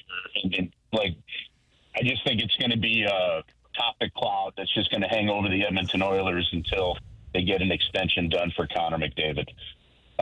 And he's going to be an unrestricted free agent. And guys, I don't know where you're at with this kind of stuff, but, when you see an Alex Pietrangelo and others have decided to move on from teams, you thought, man, they got it pretty good here. When you've seen a Wayne Gretzky in the past be able to be traded out of Edmonton, when Albert Pujols, walks away from the St. Louis Cardinals. These, to me, are all situations that say I no longer bet on a player staying somewhere. So the way I look at that is they've got plenty of time to figure it out. They can start talking to him on July 1st, I believe, about an extension. So we'll see if they get there. And the reality of it is that even though the salary cap is going up over these next 3 years, even though that they know what the cap is going to be over these next 3 years, the reality is if Connor McDavid is going to take, say, quote unquote, full market value, the Edmonton Oilers are going to have a hard time putting a competitive team on the field, on the ice, right? Like you have. I look at it, and you're going to have Connor McDavid's going to have to do what Sidney Crosby did. Now he's not going to take less than Leon Draisaitl, who they signed, so you know where that is. You take the same and be just fine, right? But Sidney Crosby has taken deals that have been below what he could have been paid on the open market, and he did so to keep the Pittsburgh Penguins competitive for a long time, and they've got 3 Stanley Cups to show for it. That's where Connor McDavid's going to have to make a personal decision on whether or not he wants to stay in Edmonton or not. That's where it starts. And then what value do you sign for that allows your team to still stay competitive in a cap era? And Curbs, the big rollout is tomorrow, Tuesday. We're going to have some guests here in studio. I'll see you on the TV side, and it's the new jersey, new look. The logo's changed for the first time since '97, I want to say. How do they go about that? Is there market research? Who ultimately says, yes, that's the look? Well, there was a lot of people that had a role in that. Brenda Wilbur is our vice president of branding. And there's more words to her title. Like everybody has more words to the title, but that's pretty much the role. So I apologize for not remembering the rest of the words there. But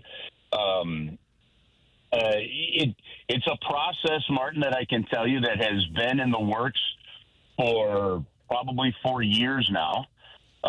So, yeah, there's been a lot of market research done. There's been a lot of discussions, a lot of research with season ticket holders, a lot of research with Blues fans. Working with some great companies on this. And from an organizational standpoint, from ownership to hockey ops to players, to the business side, they've all had a hand in this.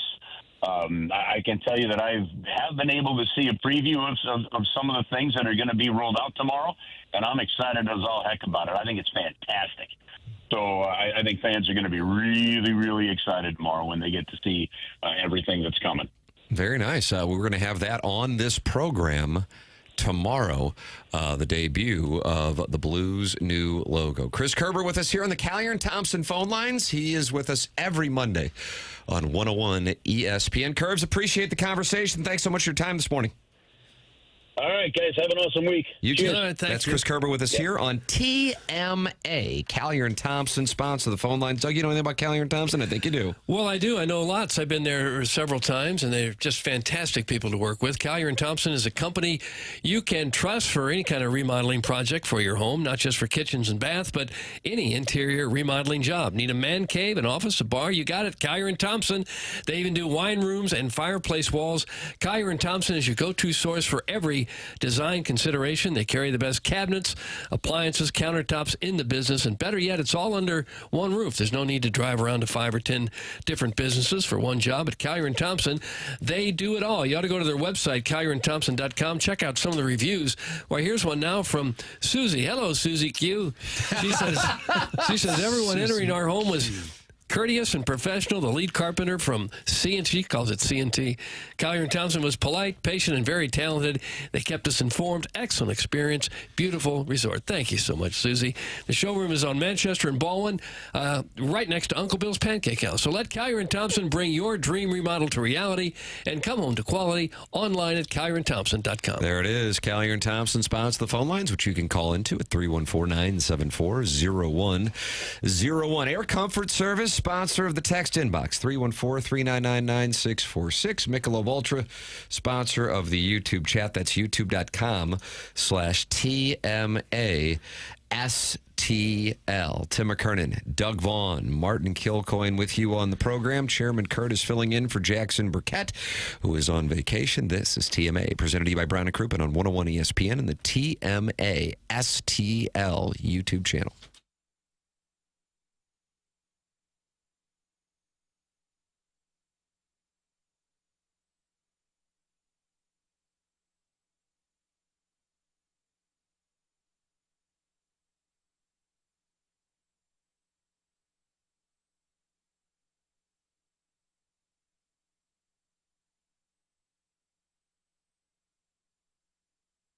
Michael's Flooring is online at iGotFlooring.com.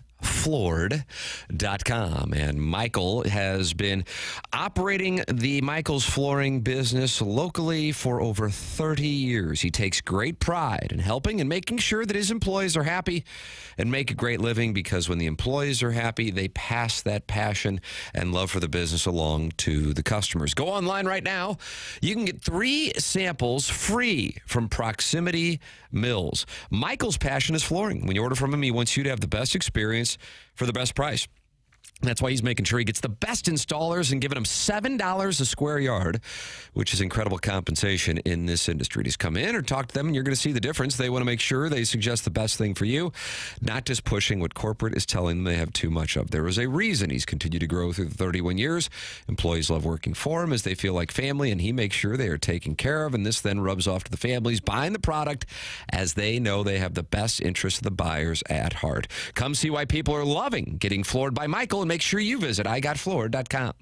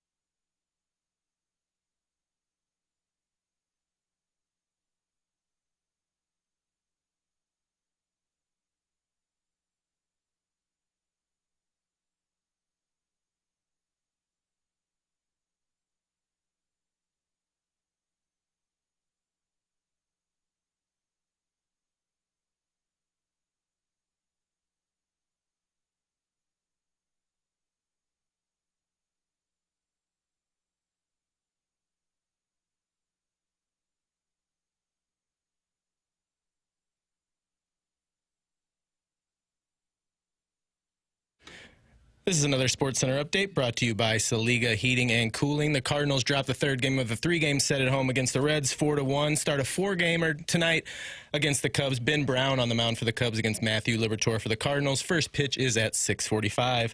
That was another SportsCenter update brought to you by Saliga Heating and Cooling, a Daikin heating and air conditioning dealer.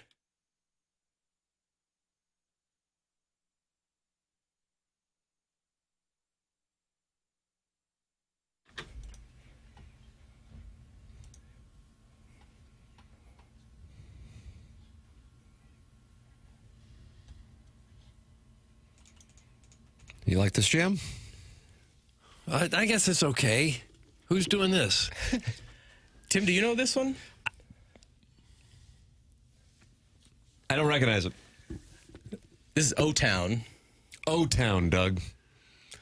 And what is O-Town? Is that Orlando?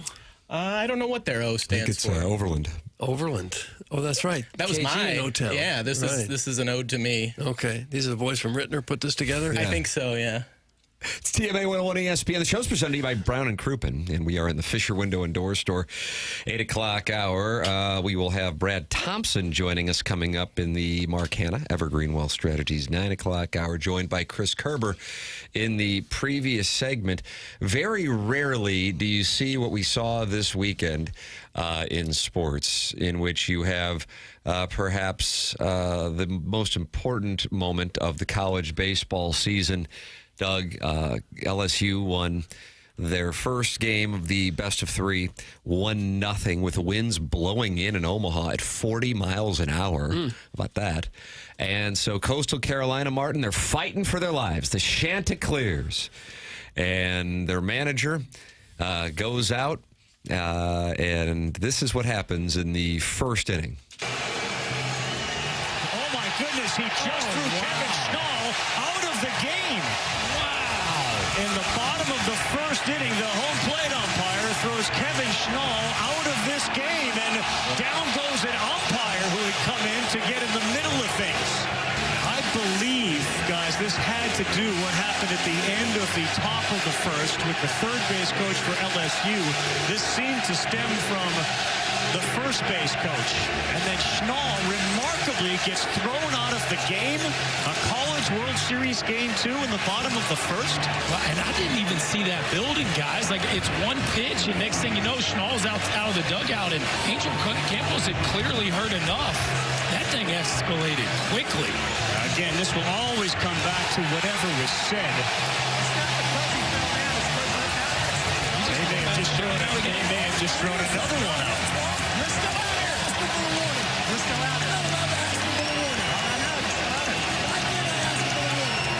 That's an aggressive ejection. That's too quick. It's just too quick. I mean, you can't hear everything that was said, but at the end of the day, that feels too quick to run somebody, and then ultimately 2 right there. Doug tossed in the bottom of the first inning. An umpire comes in from first base, I believe the crew chief, and he falls, I think you call it ass over tea kettle. Oh, did he really? Yeah, the legs were akimbo, no doubt. Oh, no. Here is what the Coastal Carolina manager had to say after his team lost to LSU and lost the College World Series, but he was kicked out in the first inning. There's 25,000 people there. I vaguely hear a warning issued. Now, as a head coach, I think it is your right to get an explanation of why we got warned. And I'm 48 years old. I shouldn't get shooed by another grown man, right? So when I come out to ask what the warning is, a grown man shooed me. So at that point, I can now hear him say, it was a warning issued for arguing balls and strikes. And at that point, I said, because you missed 3. At that point, ejected. If that warrants an ejection, I'm the first one to stand here like a man and apologize. If you guys watch the video, there was a guy that came in extremely aggressively, tripped, embarrassed in front of 25,000, immediately goes 2-game suspension and said, bumping the umpire. There was no bump. He was embarrassed. I shouldn't be held accountable for a grown man's athleticism. Don't retract it, though, because now it's excessive. And the reason why it's excessive, because I was trying to say, I didn't bump him. It is what it is. But if that warranted an ejection, man, there'd be a lot of ejections. Doug, that was the end. And the umpire named Angel. Oh, no. But not Angel Hernandez, although his middle name is Hernandez. Angel Campos, at the center of this. He was a former Major League umpire until he was let go after the 2014 season. And then they said he was known for a couple of incidents. He threw out the Royals catcher Matt Trainer in a game against the Cardinals when the two were exchanging words. They said Trainer was not facing Campos at the time he was thrown out. Royals manager Ned Yost, who was also ejected, later quoted as saying, "Nobody in the park knew they were arguing, nobody. And to eject the guy under those circumstances isn't right." Did it again the next year. Matt Kemp was in the dugout for the Dodgers, and this same guy threw him out because he said he was barking about balls and strikes. There's a whole longer story to it. Bottom line is this Angel Campos seems to have a quick trigger. My question is, if there is a little bit of a history, didn't quite cut it, it appears, at the MLB level, how is he there in the deciding game? Yeah. Behind home plate. The best one they got. Of all umpires in college baseball, they thought he was the best. Because if you read it, and I'm not going to read the whole thing, but the detailed stories of the Dodgers thing and throwing people out, he seems to have a quick fuse or quick trigger there, short fuse. And there's a little history there. And I thought that was a great explanation. That coach's team just lost the College World Series, and he's trying to explain why he's tossed out. And he's right. It's don't need to be shooed by a grown man. Don't hate the player, hate the game. How about that, Marty? Exactly. I detest the unwritten rule that questioning balls and strikes is essentially an automatic toss.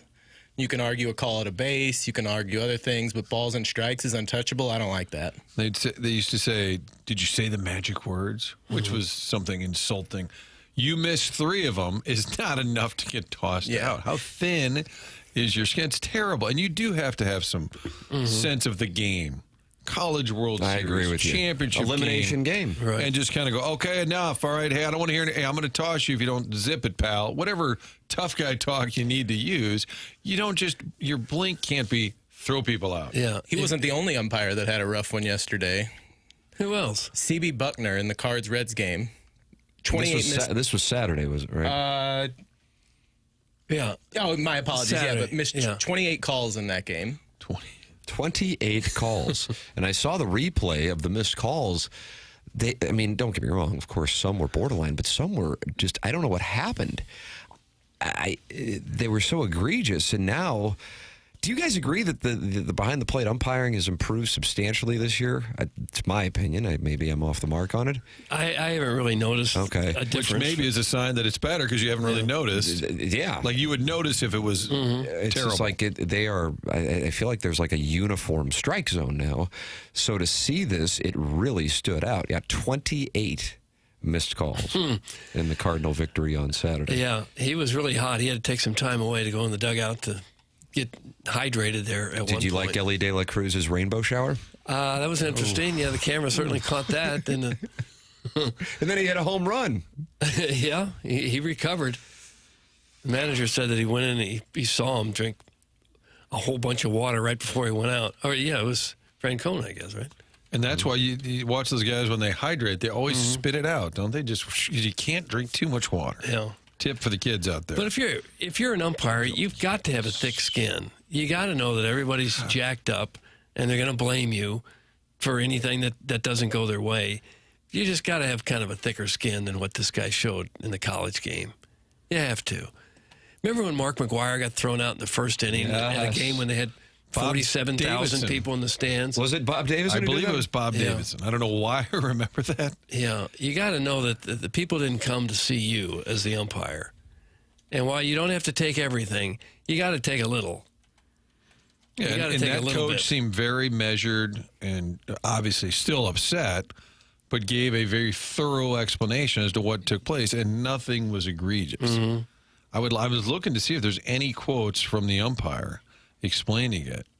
He got a little banty in either the regionals or the super regionals with I forget the opponent they had, but I think he's a banty one. He got into it with the team's coach prior to a game.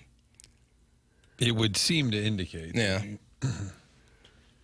Yeah, that's too bad that he did that he chose the biggest stage for college baseball to show what a tough guy he is, to be able to throw everybody out of the game. That's stupid. Stupid. Bring on the robots for umpires and for sex. Doug, that's from Doug's prison wallet. Okay. Is that a take that you can get behind? Well, not the sex part. I know you like water sports. It wouldn't bother me if they went to the automated strike call. I'd be fine with that. Ruin me. I like when they argue. I like a good umpire-manager argument, but not if somebody's just going to just toss everyone immediately. Sometimes with it. These umpires have way too much authority. That's why us fans can't wait till they go to the box. Take that BS missed call away. We're not there to watch balls 3 inches outside that box called. And most of these umpires have way too much power. They toss people at the drop of a hat. Get rid of that BS. Let's go to instant replay. It's 2025. Everything else is changing. Why isn't this? They control way too much of the game. It's from the 870. Okay. Well, nobody seems to have a problem with the reviews where they get the plays correctly on the bases.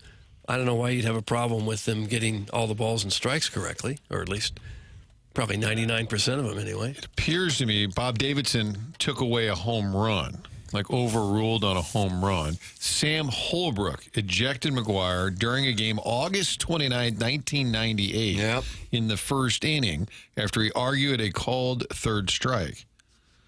Holbrook issued several warnings before ejecting him. Yeah. And by that time, August 29th, he was close to breaking the record. Right, that's right in the stretch drive because Labor Day weekend around the corner.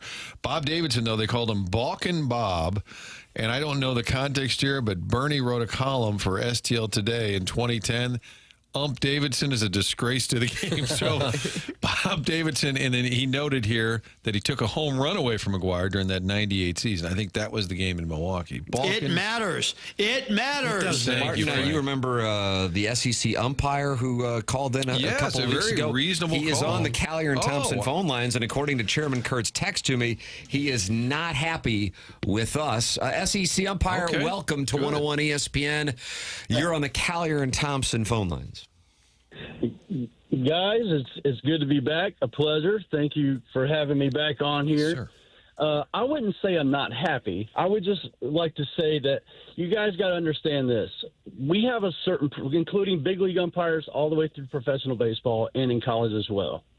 We have a protocol that we have to follow when ejecting anybody. You can't just go out there and start running guys like the old days. Those days are gone. I'm not saying there aren't guys that aren't aggressive, maybe a little quick.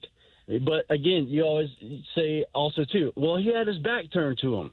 Well, again, the magic words, if you make it verbal and a personal insult, it is, like I told you guys last time, it's automatic.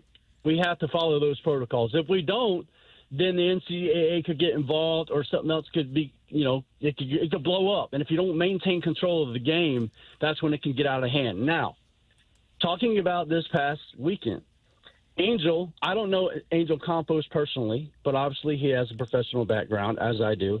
I do know Angel Hernandez personally, and I can tell you that he is one of the best human beings I've ever met, one of the most humble guys I've ever met. And, yes, he's missed calls and big plays and big moments. We all miss them. But I'll just say that about Angel Hernandez. But we don't know what was said in the first inning. Now, could Angel have said to the head coach, the manager, said, hey, if it were me, and I wasn't in the situation, but if it were me, I probably would have said, hey, listen, I heard what you had to say, because he already gave his official ball strike warning, as the coach admitted to. He already heard that. So per our protocol, if you continue to argue after being given an official ball strike warning, then you're done. You cannot continue to argue. Now, in this situation, personally, I might have blown him up and taken the heat because of the magnitude of the game and said, hey, listen, I've issued your balls and strike warning. You have got to stop or I will eject you. I might have done something like that. Maybe, maybe not. Again, I was not in that moment, which I hope to be one day. But what I can tell you is guys do have a history, as you guys were talking about. There are umpires that are aggressive. There are umpires that are not. This job is not an easy job, guys. It is a very difficult job, and it takes a special somebody to do the job that we do. Now, lastly, the ABS, what they had in spring training. I was on that system quite a bit. It's a pretty accurate system. It really is. But I will tell you this, it does not call the high strike. What Major League Baseball is going to have to do, and if it eventually comes to the college level, they're going to have to either adjust the rule book to say we're not going to get the letter high strike because that's the one that doesn't call. It'll get the top of the ball, bottom zone, below the knee, right, the hollow of the knee, which is per rule book, but it will not call the high strike. But that is probably what's eventually going to come to the big leagues, and some umpires will be exposed early because they'll have to get used to it, which they will. The guys coming up from AAA and AA, they'll probably be better ball strike guys because they're used to it. But if that comes, that's probably what's going to end up coming, and I think that would probably be good for the game, and I think Major League Baseball wants that. So I know that's a lot, but just wanted to chime in. All right, well, SEC umpires, so in your professional opinion then, if the coach, manager yells, what's the warning for? That's a reasonable question. And if it says balls and strikes and the guy says you missed 3 of them, do you think most umpires would toss somebody for saying just that, if that's accurate? I would probably say not, but again, that when you take the context is being in that moment on the field, right? But just for that, probably not. But again, were there any cheap shots off the air, like when the camera wasn't on? When they were at commercial break, was he chirping from the dugout? I don't know that. Do we know that? So this thing could have escalated even in the first inning. It could have, and obviously it did. But I told you, I thought I might have blew him up even more and taken the heat for the rest of the game to keep him in the game, maybe, but I can't really say for sure. And you guys know I'm not going to throw any umpire under the bus, obviously. I'm going to maintain professionalism here. But at the same time, I think my opinion, possibly, but I don't know. I probably wouldn't have done that, but I don't know. I would hope most umpires in that situation, if what the coach is saying is accurate, would allow for that. My goodness, it seems outrageous that in that game, in that moment, that's what you're going to toss a guy for, if, again, that it's accurate. And it does seem to me the guy has a history of having a quick trigger. That's what it's. I know you said you don't know him. And Angel Hernandez, it may be a great guy, but there were some issues with his umpiring. He may be a tremendous person. Of course. Yeah, we're not. I mean, the stats are the stats, right? Video tells all. I mean, it is what it is. We all miss them. And like I said, Angel has missed calls in big moments and big situations. I mean, it's going to happen when you do this long enough. It's just part of the gig. You can either take it or you can't. And there's guys who are just better than others. I mean, you guys can sit there and say, oh, I know this radio host is better at me at this, and this, but I'm better than him at this, and this. And you can look at yourself in the mirror and tell yourself that and be honest with yourself, just like I can with baseball. But at the same time, you're going to make mistakes, and it happens. And this is part of the gig. And if you can't handle it, then get out. That's how, in my opinion. Actually, all the shows and hosts are better than us, so it helps to kind of helps to know that. According to the numbers, it helps to know that. According to the texters, we're terrible. The worst. Well, would it violate any kind of protocol from the NCAA if the umpire in that kind of situation talked to the coach and said, listen, I know it's a huge game. I don't want to run you, but you're just not going to be able to yell at me the whole game. I'm not going to take it.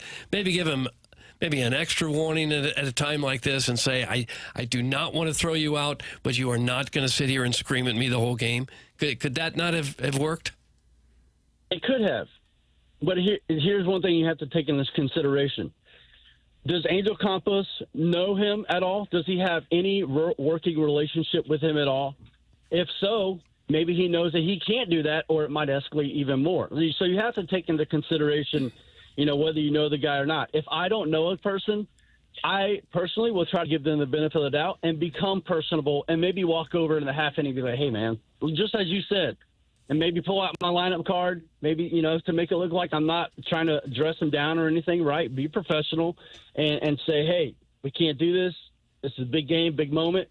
So to answer your question, no, it's not a violation of any NCAA protocol.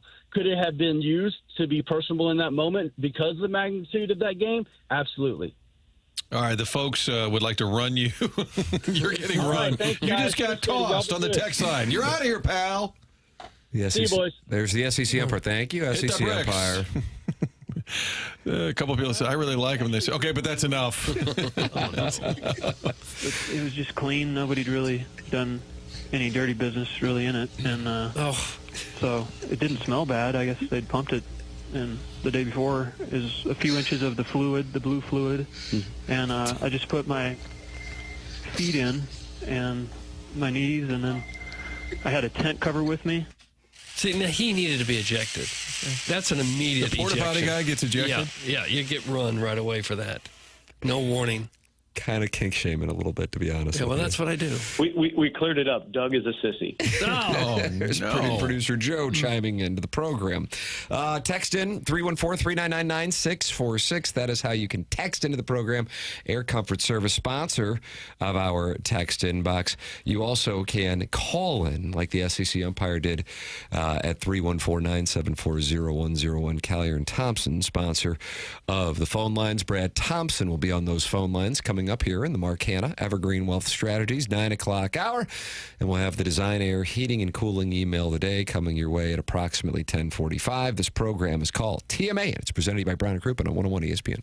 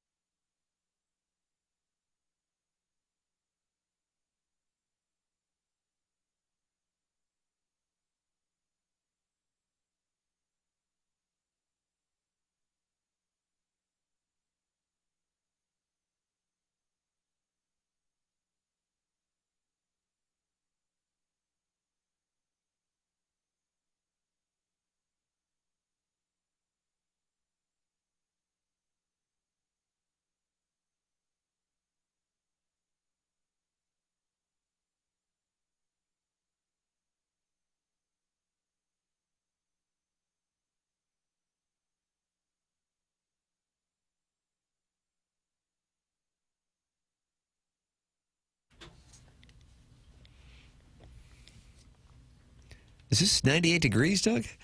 No, it's not quite that hot yet, but it will get later today. Nick Lachey, his brother Drew, and Stan. 98 degrees. And this is a tribute to his wedding with the delightful Jessica Simpson. I just don't know what it's a tribute to. And he's a big Reds fan, and they just played the Reds. That's Yep. why we're doing this, I guess. Was Edmonds friends with him? He was. Was Nick Lachey? Yes, I don't know why. Call in, Jim. Oh, that's right. You're done with media.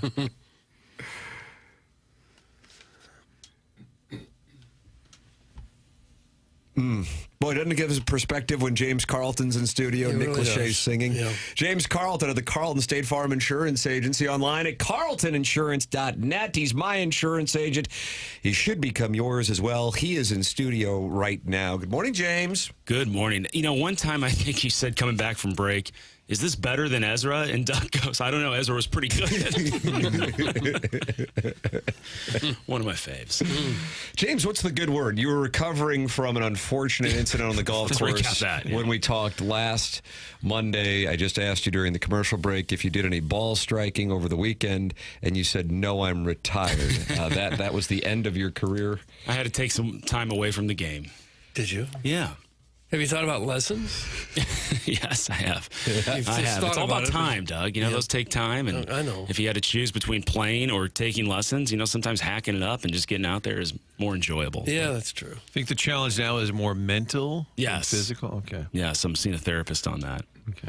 Gonna grind. I was thinking some questions for the audience today. Oh, questions for Yes. the audience. Really? Doug, questions Some from the engagement. audience is my Okay. podcast, but James is bringing questions for our audience, like a Gallup poll. If you had to sum up this show with one drop, which would it be? This That's a guy- question. this for guy's the a audience. producer. Some people like things, and some people don't like other Boy, things. you know what? I think that might be the answer.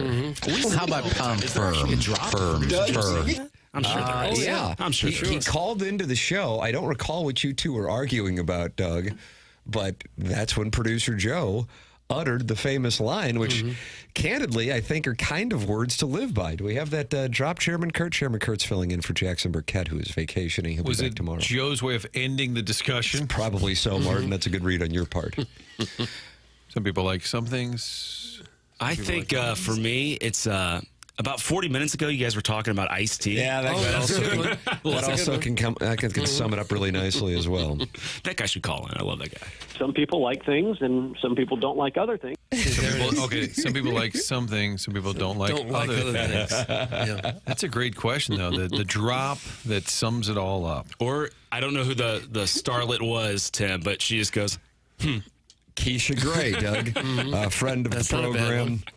And- What I notice about the Charlie Marlowe drops is that he's a really laid back, but he seems agitated. All of the Chuck drops. That's what this show does to you. Right. I feel like they got to him. Hey, Tim, I saw that hottie, James Carlton, at Clover and the Bee the other day. What a little sex pig he is. A sex That's from the pig? recovering alcoholic from Belleville and Webster Groves. What a great compliment that is. 7 a.m. I did see him right when I walked in. Did he call you a sex pig, or is this No. just an observation? No, that's something he texts in. Those exchanges are going to get a little more awkward moving forward. Why do our listeners want to have sex with us? There's that drop. The Roof Daddy drop is an all-time favorite. Martin, that was from like a minor league or maybe a youth hockey team somewhere in Canada, and the announcer was really getting into it. That is an all-time favorite. That is from relative recent history. Chairman Kurt, have you been able to locate Roof Daddy on the? I'm not sure if I'm familiar with this one. When you hear it, you'll recognize. Well, you can't hear. He doesn't have a headset. Oh, well, then that'll make it problematic. I'll podcast later. Yeah, PLTD. I think the porta potty guy represents. That's a good one.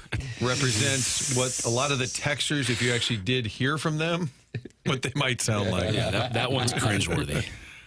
Another question that I have for the audience is, and this would be a great one for KG, so I'm sorry he doesn't have his mic, but where would be the best place non-online to find a date?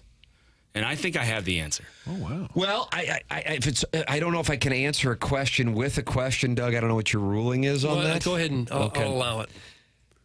The question I feel like is, what demographic are you searching for? So let's say minimum age 30, maximum age 45. Let's give that range. I'm going to go with Napoli. Okay. That's kind of a traditional. Mount Rushmore play. I think just because of the easy icebreaker, there's a place in the city called Bar K. Are you guys familiar with it? Bar K. Is that a dog So park? it's a massive dog park with indoor and outdoor with bars everywhere. So people come with their dog. They're unleashed. And so dogs, come up to other dogs and sniff them. And all of a sudden you're saying, hey, what kind of dog is that? How long have you had? It's such an easy icebreaker. Oh, really? And if dog people like other dog people. Sure. That is true. That is a real thing. I was there on Saturday. I was thinking this would be just the greatest place to just meet a stranger. Or any park. It's refreshing to see. I always feel like if I lived in New rich, York, I would just be walking white through Central women. Park and just find a date there. Who's been to Bar K? I think, didn't you go there, KG? Didn't you borrow a dog? I know you can't speak because you don't have a mic. Sort of an odd Nell situation, but didn't you go to Bar K recently? No.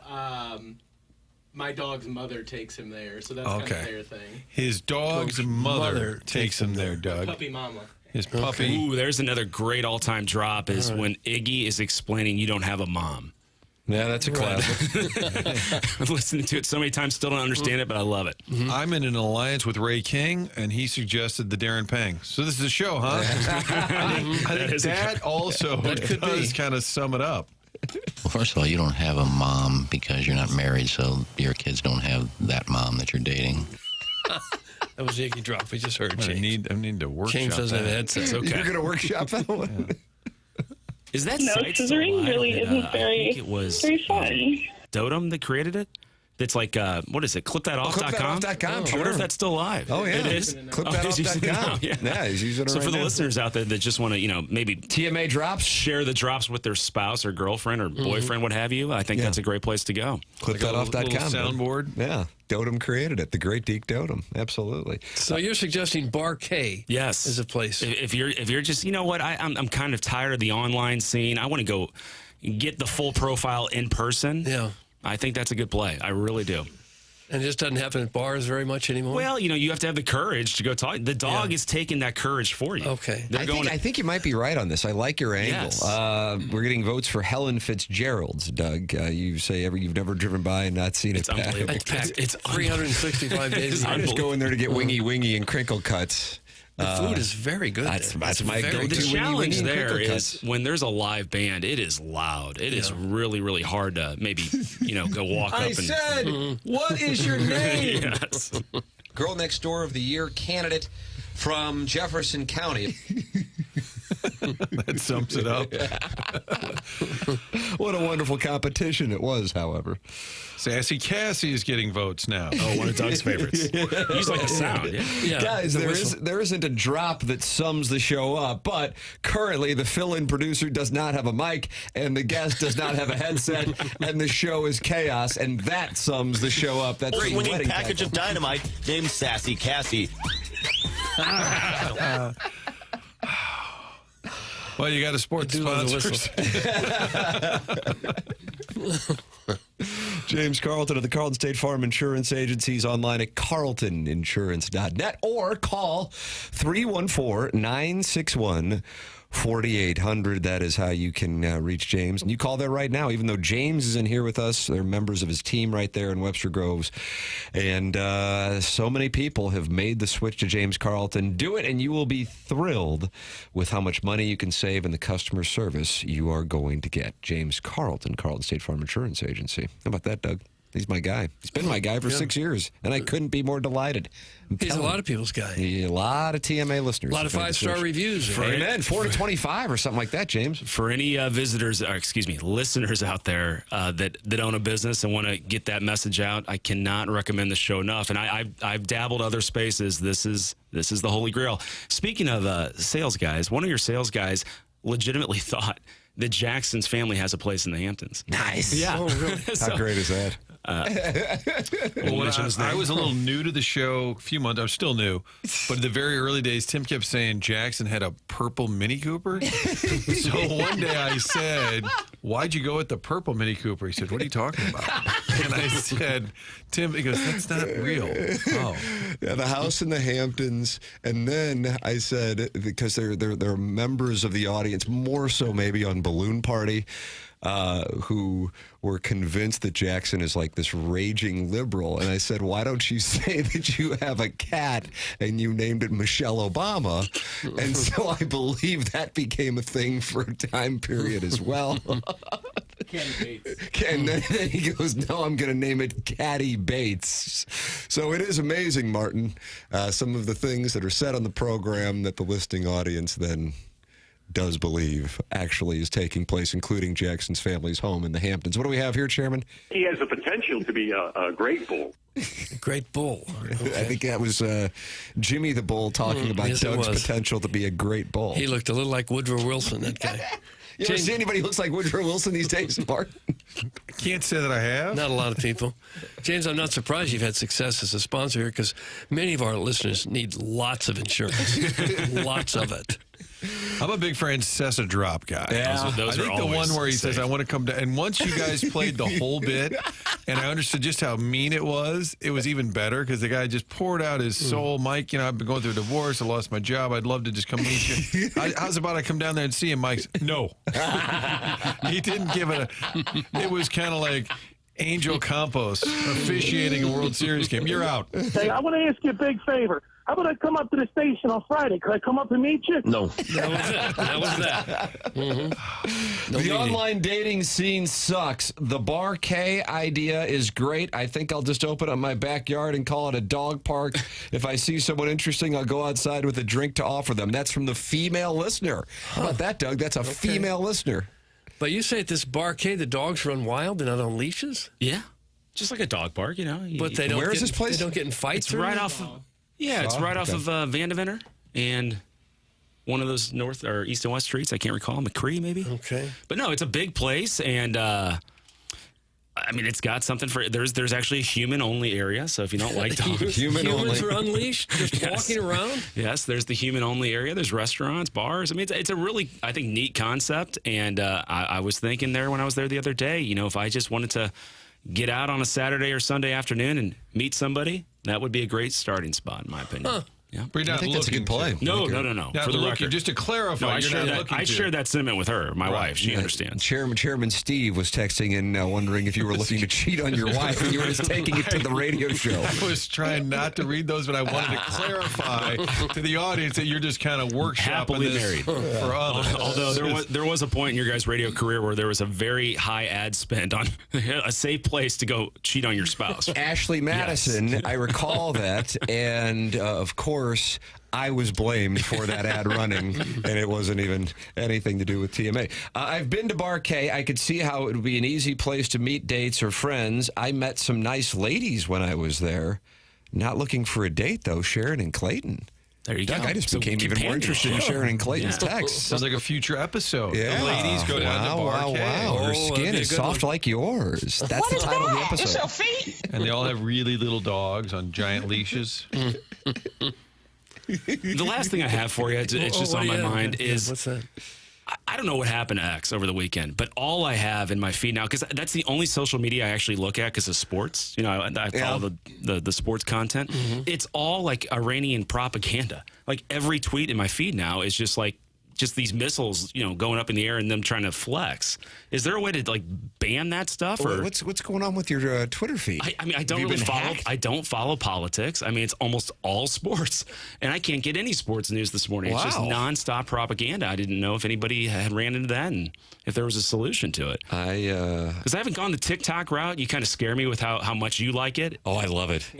I'm kind of nervous about it. Really love it. That's my go-to. My last time I looked at my Twitter feed, it clearly was 15 hours ago because they were the No Laying Up boys were talking about Tommy Fleet blowing his lead yesterday. So I didn't see this. I don't know if this is something other people are dealing with. Martin, Doug, are you guys experiencing this on the Twitter tweets? I saw some of it, but I wanted to try to follow what was going on over there on X. No, but this is like it's not even in English. All the captions. Right? I haven't had that. Maybe I did get hacked. You're getting spammed. Yes, I'm getting spammed like crazy.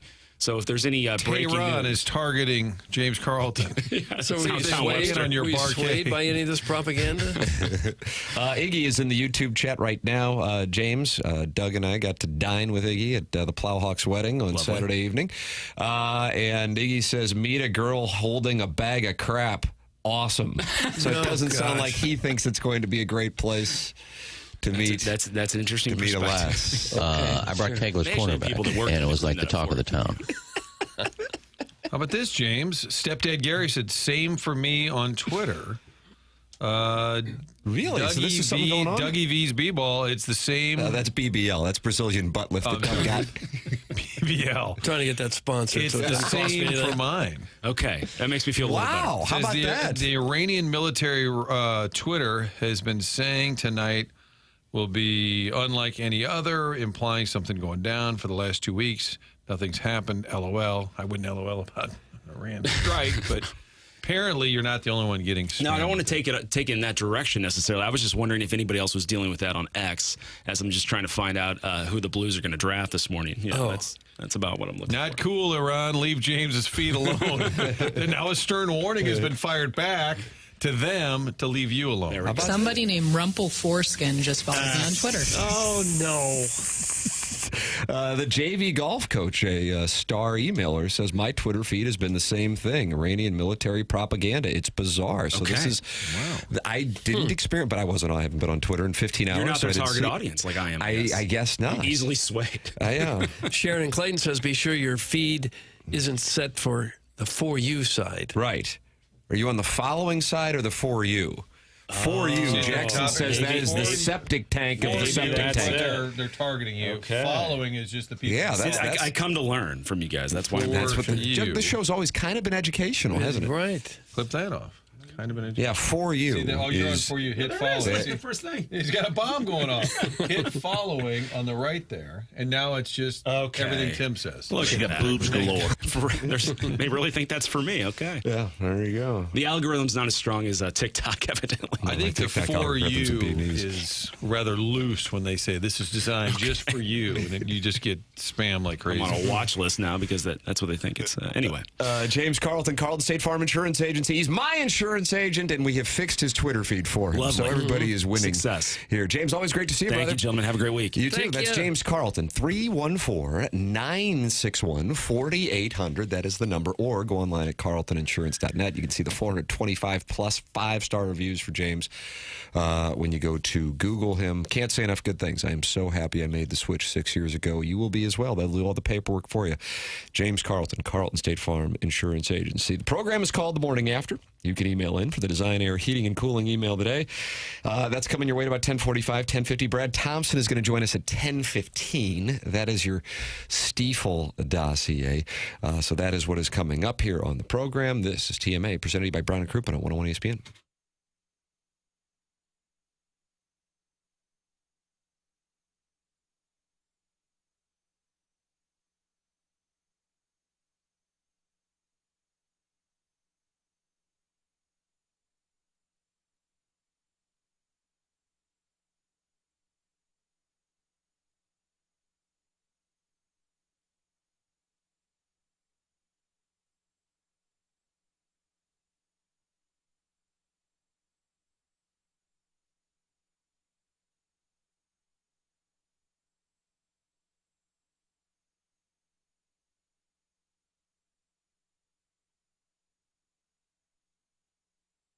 Together Credit Union wants to help you with your next mortgage. They're there the entire process. It's your hometown loan provider, Together Credit Union, with a loan for every buyer out there. Get in on the action, whether it's your first home, downsizing, sizing up, or need a second mortgage. Together Credit Union is there for you. Fixed rate, adjustable rate, conventional, jumbo loans, they have it all. They even have specialty loans, FHA, construction, union member mortgages, community, contributor mortgages, all of it, one umbrella, TCU. Together Credit Union knows that mortgage loans can get a little complicated.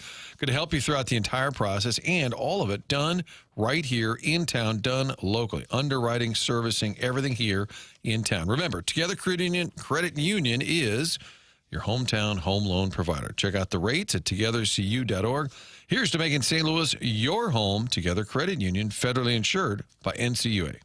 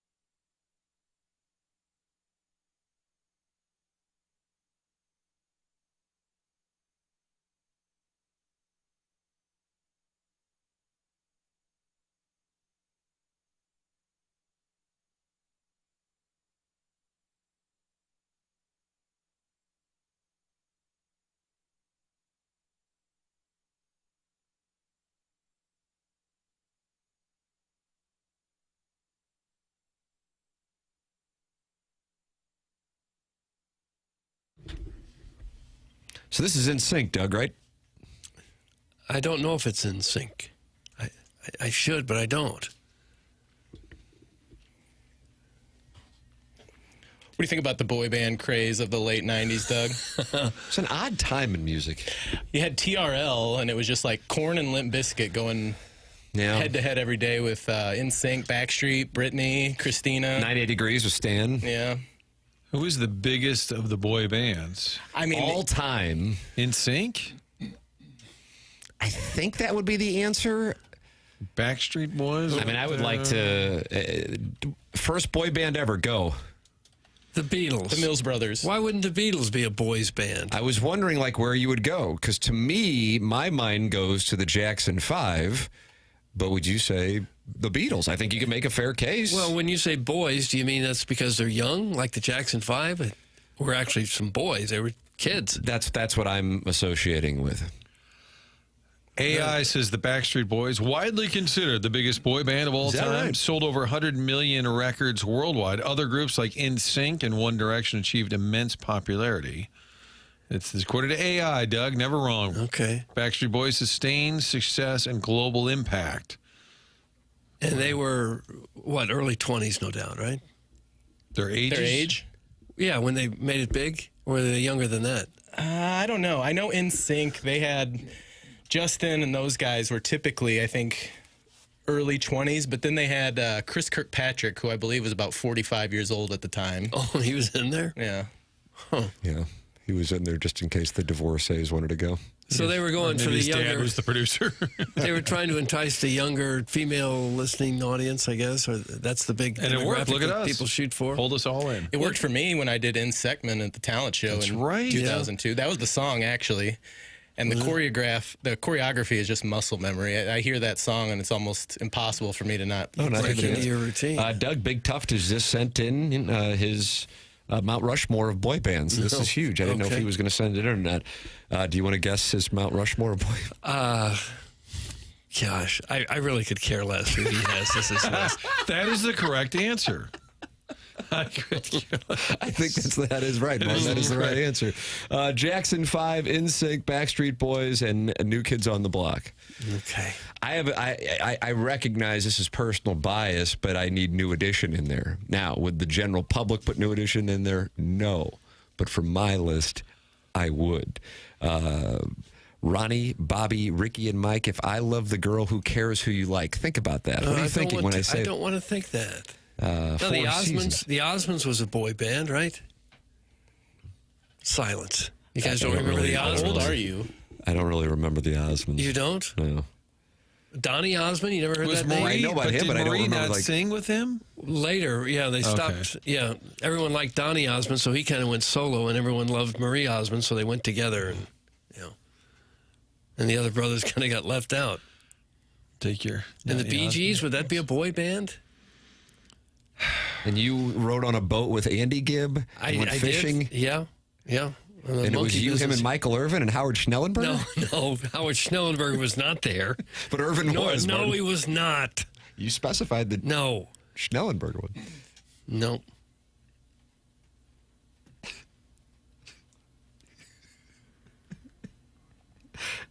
Doug, what about this? Maybe this will change your mind on 98 Degrees not being in Big Tuft's Mount Rushmore. He writes that Nick Lachey had a delicious Adonis belt, which are the V-shaped grooves formed by the ingenual ligaments and ab muscles. Daddy likey. Okay. It comes from Deke Dodo. I have spent my entire life trying to get those muscles.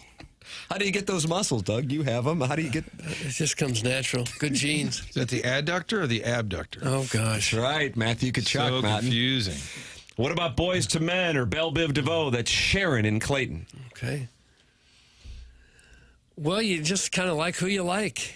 Some people like some things. Some people don't. It's so subjective, yeah. One person thinks certain music is horrible. The next guy loves it, so... Oh, well. A lot of support from Menudo coming in. Martin, then. Yeah, they were one of the first ones, yeah. That was, of course, Ricky Martin and Menudo. Let's see.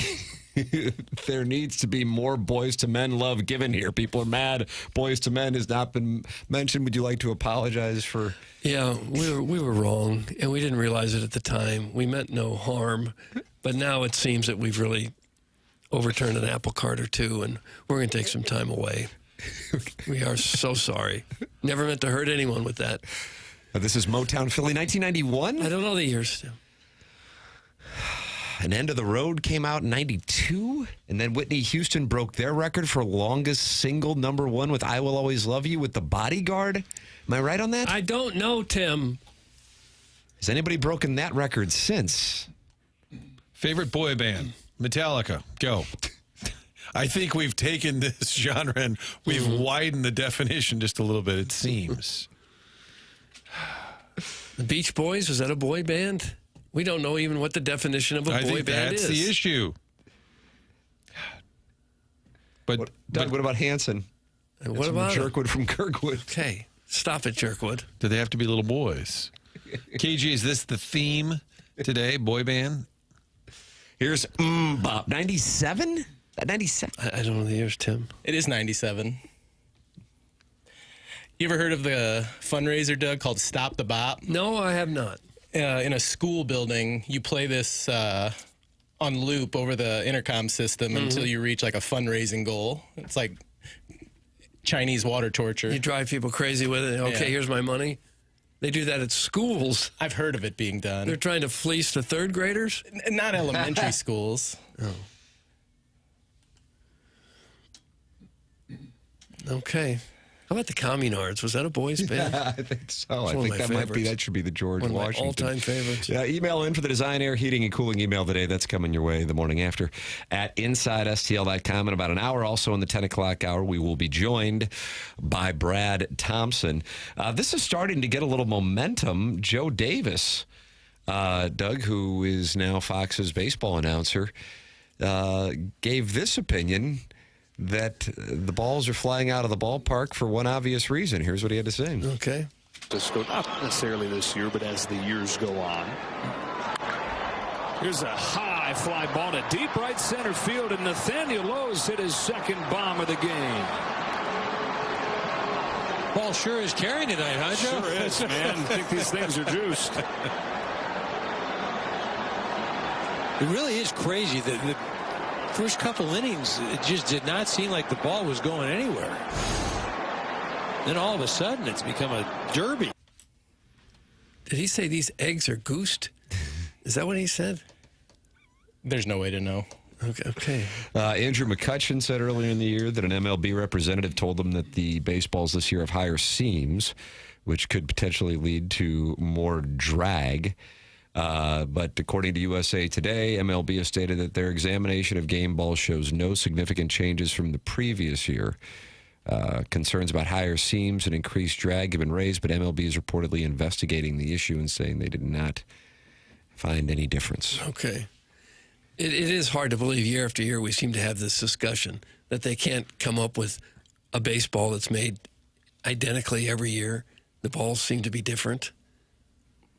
And it seemed like with technology, we ought to be able to manufacture the exact same baseball. You would think so. I remember talking to Red Shandeens during the summer of '98 and was thinking, I'm 21 years old. You're just thinking he's going to give you this is great. What a fun time for baseball. And I said, so what do you think?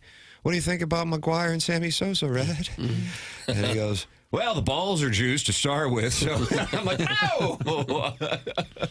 So he wasn't that excited about it, I guess. They do all seem to know, people in the game, when there's a real difference. But wouldn't more players be hitting more home runs? I mean, the Cardinals, Arenado leads the Cardinals with 10. That's not robust. I guess you'd have to see what the league number is to get a sense of that. Like, are the league, if I asked Jackson to do that, he would. Dodgers have hit 123 home runs. And the Cardinals are at way at the bottom, 74. So the Dodgers, close to hitting twice as many home runs as the Cardinals. According to AI, yes, in 2025, Major League Baseball home run numbers are up compared to previous seasons, specifically the top home run hitters.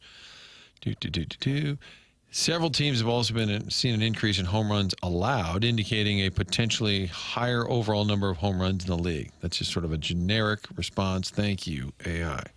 Yeah, the Cardinals are way down on that list, 24th out of 30th on home runs.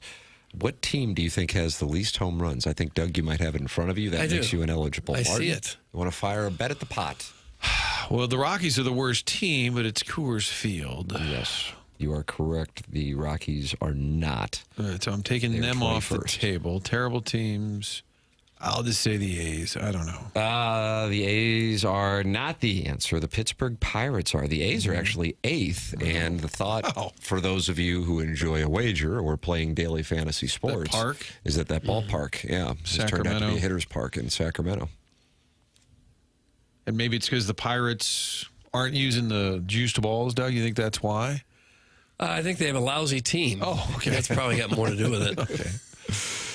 Text in 314-399-9646. That's how you can get involved in the program and partake by texting in. You can call in as well, 314-974-0101, and email in for our Design, Air, Heating, and Cooling email today, which comes your way at approximately 10:50 the morning after at InsideSTL.com. Coming up, a unique moment that has alienated a number of people who were fans of this team. And it took place yesterday. We will have the audio for you and the explanation that is coming your way next, Doug. I just got better at teasing. Okay. This is TMA, and it's presented to you by Brown and Crouppen on 101 ESPN.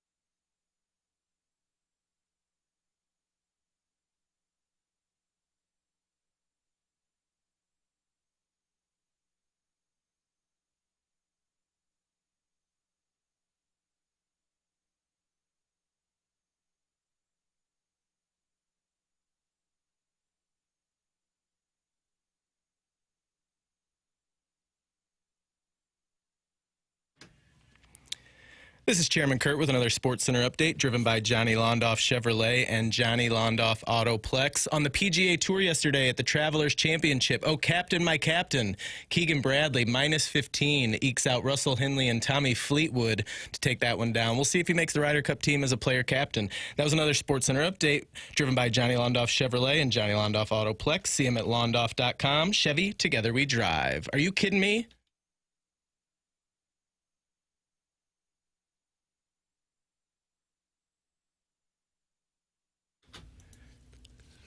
Mr. Telephone Man brings us back here in the Mark Hanna Evergreen Wealth Strategies 9 o'clock hour. It's 101 ESPN. The show is TMA. Tim McKernan, Doug Vaughn, Martin Kilcoyne, and Chairman Kurt on the ones and twos with Jackson Burkett vacationing.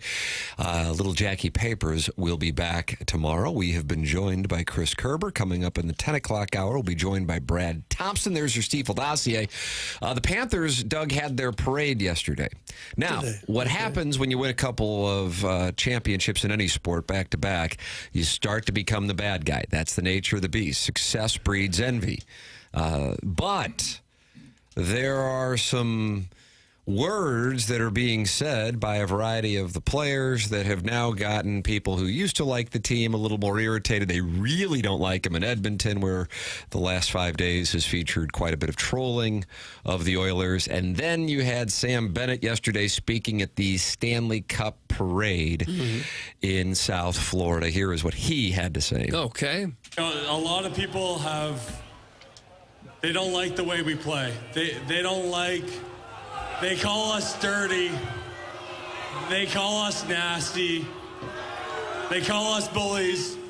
So no, I would like to take this time to apologize to absolutely no one. We're the double champs. We do what the we want. Let's go. It sounded like he had a few maybe nips at the cooking sherry. Cooking sherry. Is that what they put in the cup these days? Yeah, cooking sherry. That's correct. Go! See, that's what was the tell right there. That wasn't a real strong and forceful go. That was I'm plastered kind of go. Well, they are a team of agitators for sure, but it's worked for them really well.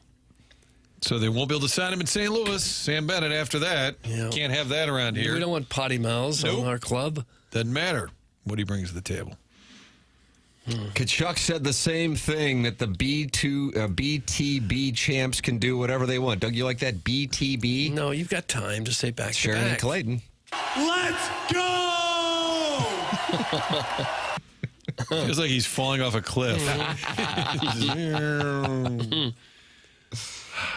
Well, they should probably keep it clean in front of thousands of people, 400,000 people there. It's not that hard to get your message across without cursing. That go kind of reminded me of something, Doug. What? I know a lot about Pennsylvania, and it's great. How's Joe Paterno? Are we going to bring that back, right? You could literally hear a woman falling out of the upper deck. How about that whole deal? I think that just kind of sums it up, doesn't Your it? beloved coach, his reputation tarnished and trashed, and that's what you bring up. Double champs is unacceptable when the clearly preferred phrase is back-to-back champs. That's from Dougie V's BBL. Okay. Maybe they're coining their own phrase. That's such a terrible example for the young fans. It's very Hoosier conduct. That's from Pele Blanco.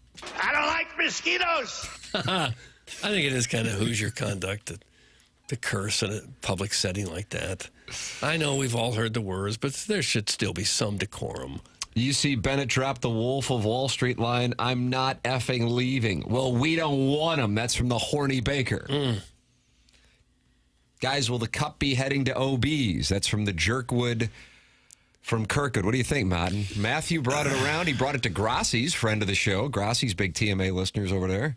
Brought it to Chaminade, I'm sure, right? Yeah, I'm wondering if you did all of that last year, do you do something different this year? Yeah, probably paraded around South Florida with your new friends there. I'm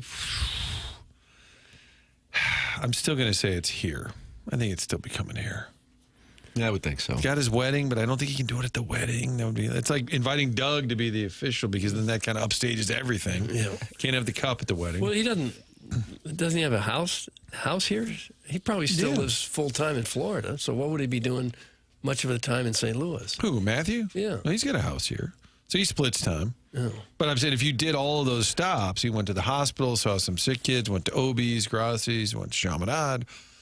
What do you do the next time around? What a great problem to have. Mm-hmm. I think he probably wants to bring it by else. here. I would think he texted you, so... Yeah, it was very heartfelt. I felt it emotional. Dear friend, thank you for your kind comments. To whom it may concern. Thank you. To whom it may concern. No, you. If that were Braden Shen saying it, we would all love it. Get off your high horse, Doug! That's from Shafty McShamus. Well, stop it, Shafty. No matter who it is, you don't have to talk like that way in public. Gosh darn it, my prostate. That was a play on Conor McGregor's "The Double Champ Does What He Wants." That's from Doug Glatt. All right, Glatzy. I would think if I was Kachuk, I'd go to other places, I think. You might kind of even lose Take it to the docks in Boston with Grandma Kachuk. Oh, yeah. Yeah, someplace like that. They'd love it. Guys, I'm pretty sure some Blues players dropped an F-bomb or two on stage under the arch. Hell, Sanford puked in a car. Good Lord. Take the mangy kids to the McPlay place if you can't handle a little celebratory cursing. That's Sharon and Clayton. Doug, this is going to be tough for you guys working together on The Real Housewives. It is. Just, well, there's no point arguing that. You'd prefer they don't do it, but if it happens, it's not the end of the world. Not everybody is a beer-guzzling frat boy. You can't always try to reach just that crowd. Well, maybe they weren't reaching that crowd. They were just being themselves. Glory! Because they're in that stage of life where they, too, are beer-drinking frat boys. Yeah. If you win, you get to make the rules. You don't like it, you beat them. That's from Brett Hull's Mullet. Okay. Classic. Go to bat.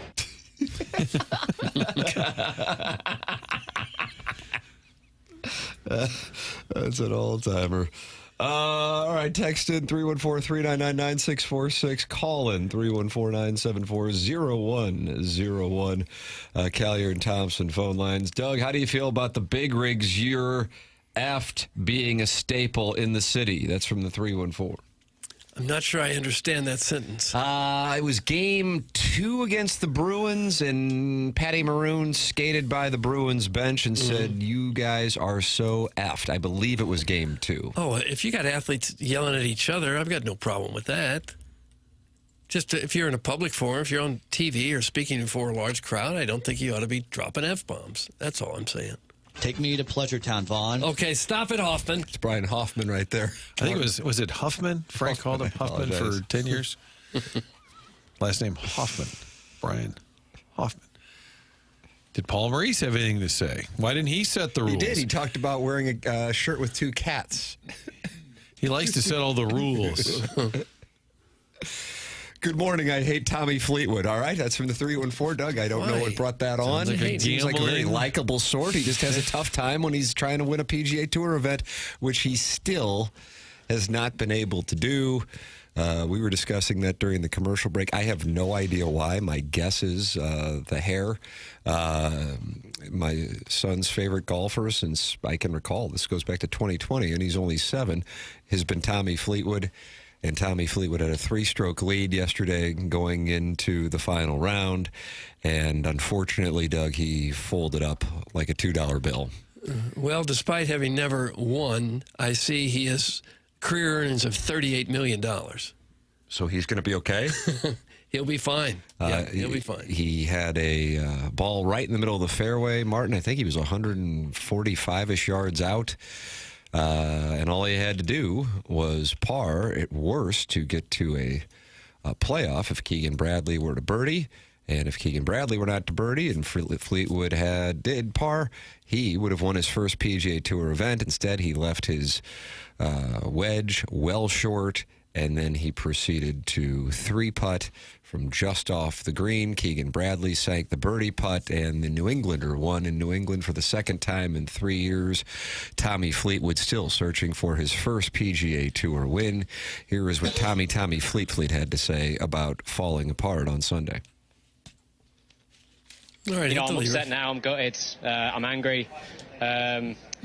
When it calms down, look at the things that I did well. Look at the things that I can learn from. I said yesterday, I haven't been in this position all year, so it's been a while. Felt like I did a lot of good things, but there was things that I, definitely can do better, and I have to do better. So, the most stupid thing to do and the worst thing to do would be make a week like this a hindrance to what you do going forwards. I obviously played great. I put myself in a great position. I was leading the tournament of 71 holes. I just want to, make sure that I can put myself in this position as soon as possible again, and try and correct what I did this time. But like I say, right now I would love to, just go and sulk somewhere, and maybe I will do. But there's just no point making it a negative for the future, really, and take the positives and move on. There you go. Yeah, it's a good way to approach it. It's golfer mentality. Mm-hmm. Got to deal with it. But man, that was rough, that 18th hole. But I mean, it started on number one. He was not right. The pressure got to him, and perhaps he will have success here in a few weeks, Doug, when they head to Portrush for the Open. I like to call it the British Open, but it's not called that. Just the Open. I think is a little huffy. Huffy. It's too huffy. I had a Huffy, I believe, and some kids had mongooses. Bicycle, yeah. Stingrays. We had Stingrays with the big handles. Oh, nice. Mm-hmm. Little small bikes with big handles. Had to have that little pad down the middle bar there. Oh, yeah. Meanwhile, from the 618, I'm gutted for Tommy boy, but my captain, the Ryder Cup captain, Keegan Bradley, sinks the putt, and now he's got a decision to make. He might be a playing captain. Mm-hmm. I see he's won twice in the last 10 months. That makes him right behind Scotty Scheffler as the most wins among any American over the last year. It's going to be quite a little spot. Now, he was asked about it yesterday, and he said that they have prepared for it should it happen. He said if he did not win yesterday, he was not going to put himself on the team. He says, my responsibility is to put the best team out there, and if I feel like that I'm going to be giving us the best chance to win, then I would do it. And then some of his assistants, like Jim Furyk, Webb Simpson, and Brent Snedeker, would play a role, but he would still be the captain, even if he is playing. May I do some crowdsourcing? I am in the business of crowdsourcing. Who decides who the captain is? Who makes that call? The TMA fan page. I don't think so. And did the players vote, or PGA Tour? I don't know, Doug. The PGA of America's Executive Committee selects the U.S. Ryder Cup captain according to the First Call Golf. It's comprised of 21 golf stakeholders. And then the captain is responsible for managing the team, selecting captain's picks, and other logistical aspects of the event. Okay. The PGA of America. Well, if he gets to pick and he just won a tournament, wouldn't you pick yourself? How about this? I got a trivia question for you. When is the last time the United States had a captain who played in the Ryder Cup? Can I have initials, please? Shane Stewart. No. Tiger Woods. He has not been a captain. Initials, please. Jim Furyk. No. Tom Watson. No. Fred Couples. No. Dow Fensterwald. Oh, wow. Arnold Palmer, 1963. Oh, really? Arnold Palmer in 1963, and he was 34. I typed this into AI, and it also said the prevailing sentiment is that it's too demanding to captain the team and also compete as a player. So AI is anti-Keegan Bradley putting himself. What do you really have to do as a captain? Oh! What about the job Luke Donald did in Rome? Okay, what is he doing? What about the job he did? What is he? Is he coaching the players? You're just making the schedule, probably, right? You do that a night before, maybe a month before, and then you play. What about the job Dodo Molinari did for the European team? What did he do? He got all the data. I can't imagine there's a whole lot to it. I would think it's more of a ceremonial thing than anything. So you're. I mean, he's not walking around hole by hole saying, no, you got the wrong club there. Okay, you figure out who's going to play together. I have to say, even though I am a golf nerd, the whole thing, when Keegan Bradley was asked yesterday about it, he goes, the only time I've stopped thinking about being captain is when I'm on the golf course. And I'm thinking to myself, I wonder what he's thinking about. Right, what do you have to do? Pairings, pressure. You just put the guys out there, right? And they play. And the TV focuses on your face, looking worried when a shot goes with a headset, bad, looking very happy, and then doing interviews every now and then. Like you really got something to do with what's going on? Got nothing to do with what's going on. I think Tim should make the Ryder Cup team. Thanks. That's from the recovering alcoholic from Belleville and Webster Groves. Maybe they should make the captain like an older retired player. Well, usually that's what it's been. Like a Jack Nicklaus or somebody, in their 60s or something who they're not going to play, but everybody has great respect for. Be an impartial observer? Well, they switched it up because the Zach Johnson thing went so poorly, and Bradley was thought to be likely to make that team, didn't make that team, and so I think they wanted to switch it to get a younger guy in there, but weren't really thinking he would be in the mix to play, and here he is, and now at this moment he is 8th in the point standings as far as Americans go, and so he could really wind up making that team, could force the hand.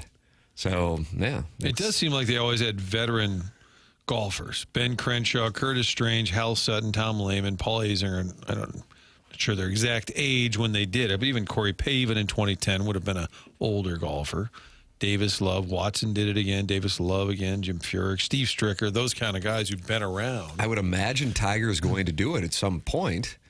They have to have asked him, and he's just like, no, I don't know what the situation seems inevitable. You would have said Mickelson. I don't know what will wind up be going on between the tour and Live by the time that would roll around. But I mean, at this point, Mickelson's like 15 years older than Keegan, but they play together all the time. Wonderful gamblers. Jack Nicklaus is in his 60s, Doug. That's from Yassil the Boy Puig. No, he's probably in his 80s by now, I would think. I'm not saying they should make him the captain now. I'm saying 20 years ago, maybe. You want a hot take? Yeah. Here's a hot take. Why in the world are we worried about who the captain is of the Ryder Cup team? Everything going on in the world, and this is our concern? When he's just going to sit there and make the schedule? What a thing to worry about. Well, Keegan Bradley said it's all he's been thinking about for the last year. It's been a year since he was named the captain. I think he's overthinking it. I think, what's he supposed to be doing to prepare? Maybe take a look at what the frog's hair's doing. And what? The player playing is going to have to make the decision how he hits it. I think you're underestimating this move. I have to tell you, I don't understand it either. And like when a team does well, what a great job captaining. It's like, wasn't the guys? Yeah, it's like, man, a guy misses a 10-footer, and that's on the captain. The guy makes a 12-footer. Yeah. It's a great job by the captain. Was Keegan the one that Zach Johnson had to leave off, and it was part of that? The Full Swing on Netflix. That's exactly right. Martin, it's 10:05. That means onboarding is underway, and you will have to exit. Brad Thompson is going to join us coming up at 10:15 on the Stiefel Dossier. Then we have the Design, Air, Heating, and Cooling email today. The program is called TMA, and it airs on 101 ESPN.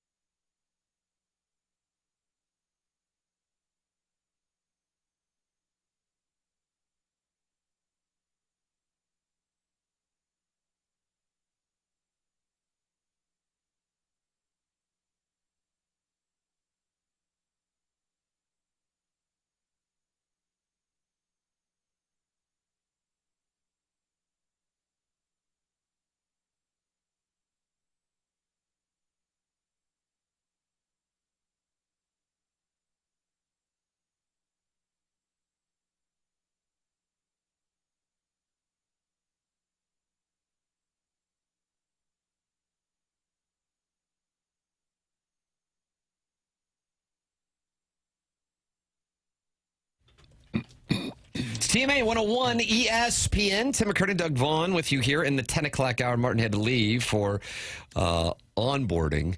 And he'll be back tomorrow along with little Jackie Papers. Doug, Chairman Kurt filling in on the board today with Jackson vacationing in the Cape Cod for Sweet Kai's wedding. We're fresh off the Plowhawks wedding.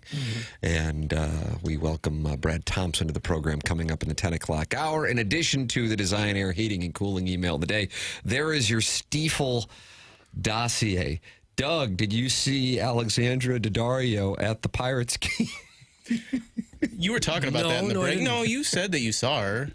You were at the Cardinals and Reds game. That's right. That was a game I attended. But why? Why? She wasn't at the Cardinal game, was she? I decided not to go to the Pirates game yesterday. Yeah, but you were watching on MLB at Bat, you said. I wasn't. Oh. Well, I don't understand the text. Doug went to the Cardinals and Reds, downtown St. Louis. Now, the Pirates, nobody's playing better than the Pirates. Right. Now, I don't know if Alexandra Daddario was at the game. I don't know what Doug has to do with Alexandra Daddario being at the Pirates game. I'll type in Alexandra Daddario and Pirates. She did. She wasn't she threw out the first pitch. Okay. How'd she throw it? Pretty good? It looks like it was a nice pitch. Okay, good. Alexandra Daddario did spend time in St. Louis when she shot the film The Layover. Did you ever see the film The Layover? Was that with George Clooney? That was Up in the Air, shot in 2009. Yeah, no, I don't think I saw The Layover. The Layover also has an airplane theme. It was her and Kate Upton, and the film, according to Rotten Tomatoes, holds an audience approval rating of 0%. Oh, no. So safe to say goodorbad.com would probably have that as bad. You never know with goodorbad.com. It's pre-revenue. With an average critics rating of 2.1 out of 10. Let's see.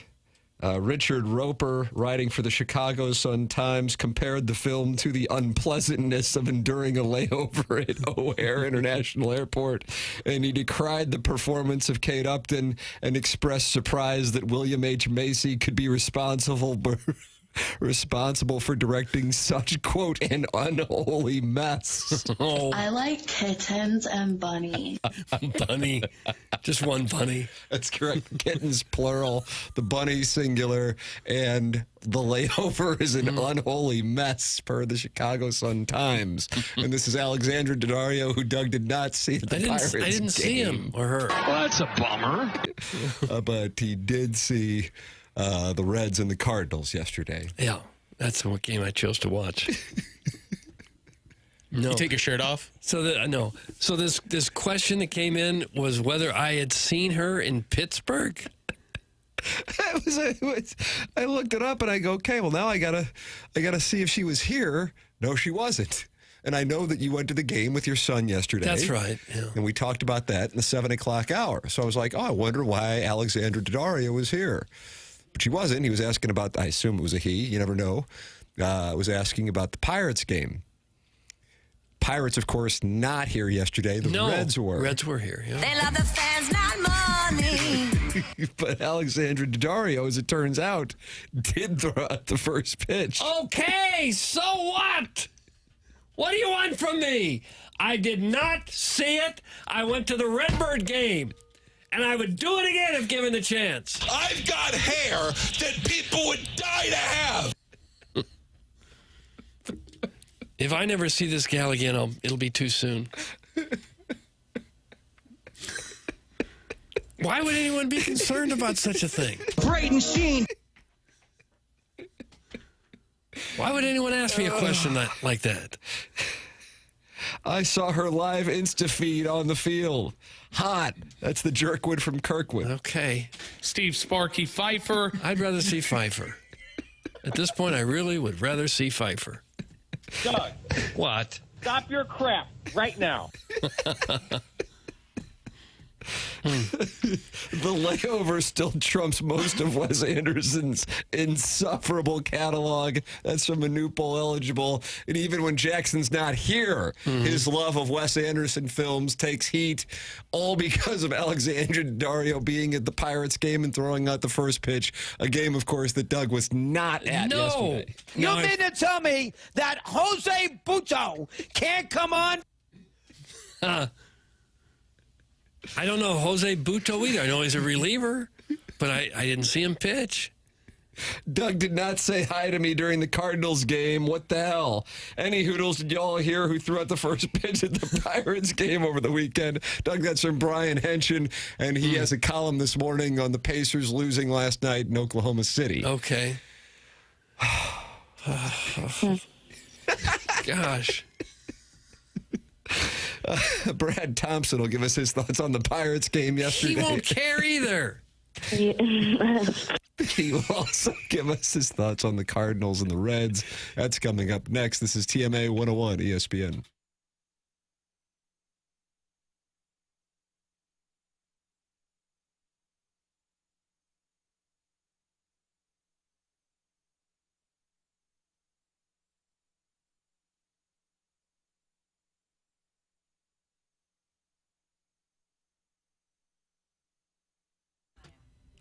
Hey, St. Louis, Tim McKernan here with you to talk about aesthetic design and build. They have been building high-quality custom decks and outdoor living spaces now for over 30 years. Dan and his team have a showroom in Chesterfield Valley.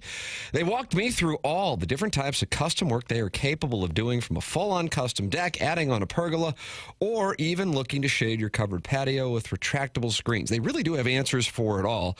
You can call them at 636-532-5008 or visit them online at aestheticdesignandbuild.com. They really are a design company that can think outside the box and offer unique solutions and designs for your outdoor living projects. Ready to take your outdoor space to the next level? Dan and his team at Aesthetic Design and Build have you covered. Call them at 636-532-5008 or visit them online at aestheticdesignandbuild.com and let them know I sent you their way.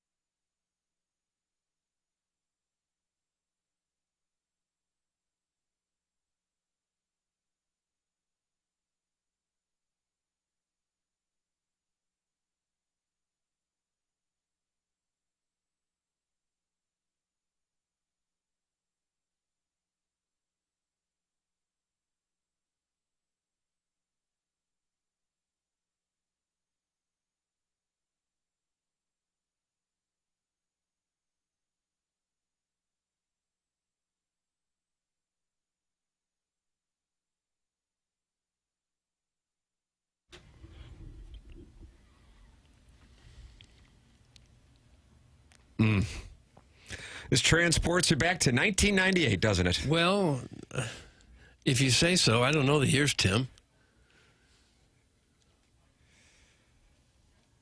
Have you ever seen the interview with Brian Luttrell in which he explains that he doesn't really know what that way is that he wants? No, I missed it, just like I missed Alexandria Daddario at the Pirates game. Brian Luttrell was at the Detroit Tigers game yesterday. How about that? Daddario at the Pirates game? Well, I missed that too. You think Brad Thompson likes NSYNC or Backstreet Boys better? That's a great question. The good news is we can ask him ourselves. He's on the Collier and Thompson phone lines here on TMA 101 ESPN. Morning, Brad. Guys, good morning. I'm just mentally at a high school dance right now after that.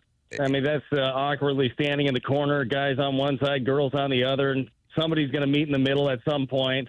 That's just good, clean fun right there. That is, isn't it? Yeah, what was the high school dance scene like in Vegas in 98?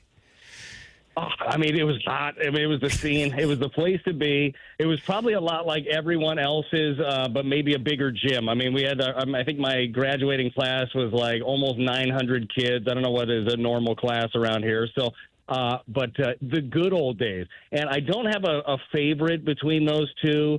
Which one was that? Was that NSYNC? That was Backstreet Boys. Yeah, that's my fault. That's I know all the songs, but I don't have a favorite between the two. Do you guys? Is there a consensus in the building? Doug loves 98 Degrees and Nick Lachey, who would sometimes hang around the ballpark. Did you get a chance to meet Nick when he was? No, man. I wish. Yeah. I wish. You know, the stars don't ever make it up to us. Well, he was when you were playing. He would hang around the clubhouse, and Edmonds and Spezio loved to give him a tour. That's what I remember. Well, yeah, I don't remember Nick Lachey hanging out. I remember Shaq when he came in hanging out. That was unbelievable. Billy Bob Thornton was a big Cardinal guy. He'd be around every once in a while. Yes, of course. Yeah. But yeah, I missed Nick Lachey somehow. What was the interaction like with Shaquille O'Neal? He was. Remember when he did that TV show, yes. that Shaq versus? Yes. Mm-hmm. So he did a Shaq versus Albert, and it was like a home run derby. But Shaq, like everything that you see on TV with that guy of him just being like genuine nice dude. He was just he hung out in the clubhouse in the food room for hours and just telling stories and everybody hanging around. And you'll have to ask Matt Holliday about this because there is a picture of Shaq holding Matt, who is a large human, and Matt looks as if he's a baby in the arms of Shaquille O'Neal. It's one of my favorite pictures that I've ever seen. So you're going to have to see if you can get that one from Holliday. I'd love to see that. Brad Thompson is with us every Monday here on TMA. And it has finally arrived, a series that we have had circled here for a while. Cardinals and Cubs, 4-game series. And this is one that I know a lot of fans have been waiting for as well. What is your expectation this week for this one? Yeah, I expect hard-fought battles. I mean, look, you got two clubs that are very good. The Cubs did a really good job of taking care of business on their end, and they've got some sluggers, and they've got a young new star in Pete Crow Armstrong. And why wouldn't Ian Happ be getting hot right now? The Cardinal killer himself is on a tear, so that part of it's going to be fun. But when we looked at the schedule at the beginning of the season, first of all, as you guys did, there was a lot of scrolling until you got here. And then the thought was, okay, well, we don't know exactly what the Cardinals are going to be. We know what people expect the Cubs to be. Is this series, is it even going to mean something? Is it going to feel like a Cardinals-Cubs series when it finally rolls around? And the answer is absolutely yes. Cardinals are playing some good baseball. They've won 5 out of their last 6. They're 4.5 games back of the Cubs with a 4-game series. Got a chance to be nipping at their heels. Like, that's kind of all you can root for. I know it's going to be a hot week at the stadium. It was a crazy hot weekend. I'm actually at the stadium right now chasing around Fred Bird for, I would say, an Emmy Award-worthy show. Oh, wow. I think so. Yeah. Some would say. Now, I don't think we have a category, so that ends up being a problem. But it's going to be a great vibe down here. I expect a lot of Cubs fans to come down for this one. I hope a lot of Cardinal fans are showing out. I expect a fun weekend. We like logistics talk on this show. Do you get air conditioning up in the booths when you're doing these games? So, all right, that is a great question. There is in the room there is air conditioning, but as you know, our window and it's a whole front that is open. So if you're sitting in the back part of our studio, you would feel the air conditioning a little bit. If you're on the front, you don't. So we have some shade, but it is very hot. But they do a great job. We got fans, and we don't have to play. All we have to do is yap. But it is nice and toasty. I have not pulled and neither has Chip, a Harry Carey down to the boxers just yet. Yeah. I would say it's in play at some point if the week continues to feel like this. The last 2 days, I felt bad for my guy Fred Bird. I don't know how he made it through. I thought we were going to have to get a new Hall of Famer. But it's logistics-wise, there is some AC, but it's very tough to feel. Yeah, those home plate umps have got it rough, too. C.B. Buckner almost didn't get through that game on Saturday. Extra innings on top of everything else. CB, I believe he's in his 60s, which, by the way, I hope I'm in as good a shape as CB. Well, I'm not in as good a shape as CB is now in my 40s. So it was impressive what he was able to do. We all know that sometimes it's about a flip of a coin with CB Buckner back there. It became even more so as the game went on. But he was a trooper during that one. I was talking to some of the umpiring crew, and they were telling me about gel inserts that they can put under their shirts to try to keep them cooled down during the games. But yeah, it is a lot. Those guys have nowhere to go. At least players, you can get off the field, you can go into the clubhouse when your team is hitting. Those guys don't have anywhere to go. So as much as we like to give crap to the umpires, they're working their butts off, and hopefully they stay cool out here this week too. Brad Thompson, our guest here on TMA. Ivan Herrera news, certainly disappointing, especially at this time with the Cubs coming to town. What are your thoughts on both the injury and what the Cardinals will attempt to do to try to replace him? Yeah, look, there's no good thing that comes out of Ivan Herrera missing any time, and you just hope it's the lower end of the time scale than it is the higher end of the time scale. But with hamstrings, you just don't know. Now, you are encouraged with the fact that last time when Herrera went on the IL, he came back and didn't seem to miss a beat. I mean, he was out there hitting right off the bat, but he's been your most productive and consistent offensive player. So that part stinks. We also know this, though. Nobody feels bad for the Cardinals or anybody when they lose a player. You better have some depth. That depth is going to get tested. And it's nice that others have stepped up. You look at what Alec Burleson has done in the last month. He's hitting almost 400 in June. The guy has been insane with what he's doing right now. So whether you're putting him in left field, right field, first base, DH, he's going to be in that lineup each and every night, and he deserves to be. It's also nice to see Nolan Arenado heat up. That was a huge home run to tie it in the ninth the other day. You really need your veterans to step up. Contreras has been a lot better. So other guys are going to be given some opportunities. I think that Gorman is an interesting one to watch, too. What do those at-bats look like for him? Does he continue to get more and more of them? How do they utilize the JC? But your big dog's got to do the lifting at this point. Donnie has been one of the most consistent performers in all of baseball this season. You're starting to see some more positive signs out of Lars Nootbaar, too, which you need badly with Herrera out. You need another guy with that on-base skill and a guy that can drive the baseball. So top to bottom, there hasn't been one quote-unquote star all season, although Herrera has been awesome for you for this offense. I think that's just the biggest key is doing what you can on an individual basis and trusting the guy behind you will get the job done as well. We'll probably see a little more of Joel Pozo, but he hits usually. When he gets a shot, he usually delivers. I loved his interview with Jim Hayes afterwards when he asked, hey, Joel, what was your approach? And he starts laughing. He goes, I don't have an approach.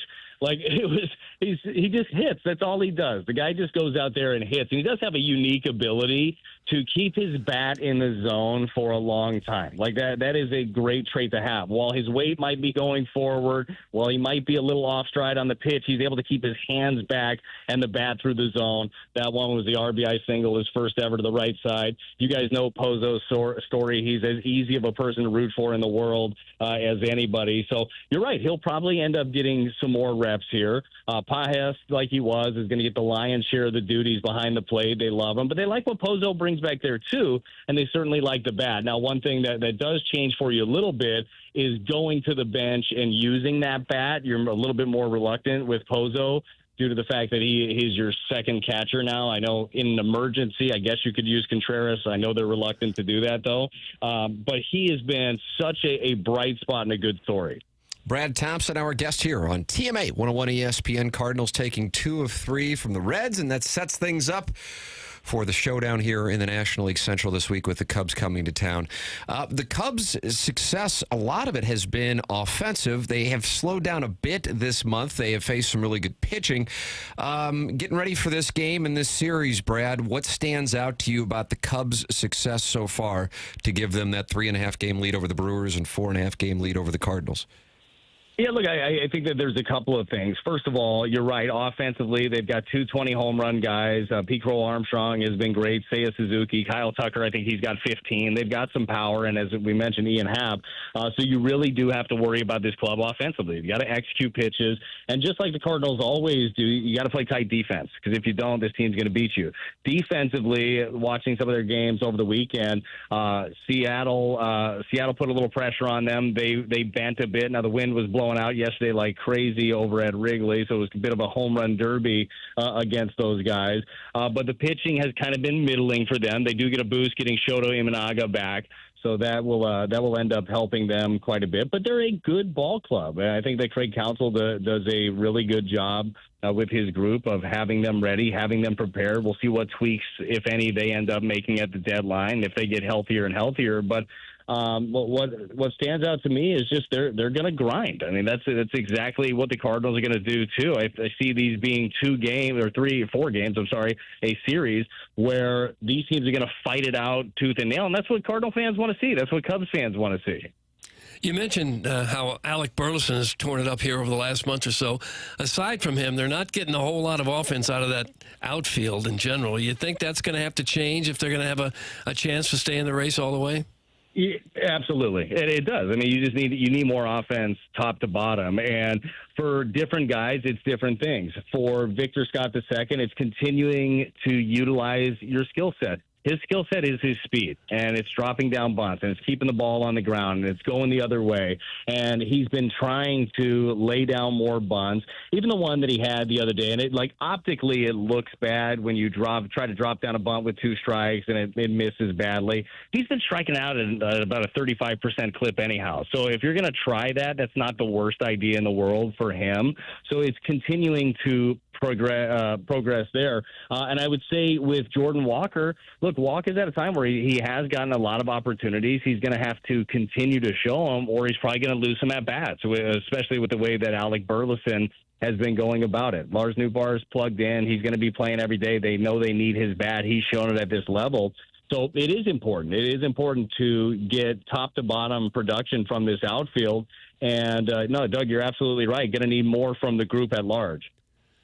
Yeah, you can't have guys hitting 210, and Barrio got a start yesterday. He's hitting 138. You just need more than that from your outfield. You just do.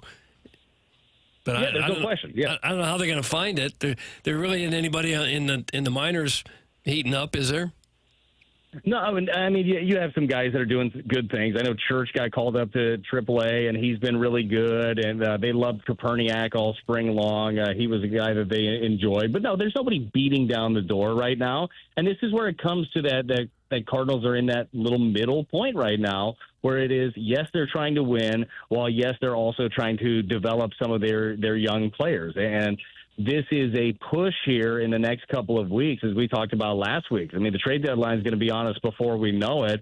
And these guys, their job and their goal is to make it as hard of a decision as they possibly can on the front office to see what they're going to add, and or if they ultimately end up subtracting from this ball club, or maybe somewhere in the middle.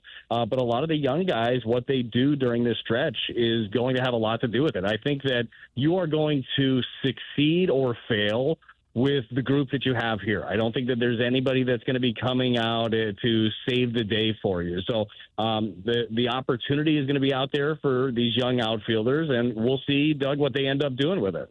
Brad Thompson with us here on TMA. Talk of McGreevy getting a start tomorrow, and the Cardinal rotation for this series. Both teams kind of playing coy with who is going to get the ball. We saw Michaelis throw yesterday. He encouraged the fans to boo the Cubs, by the way, following the game, and he pitched pretty well himself.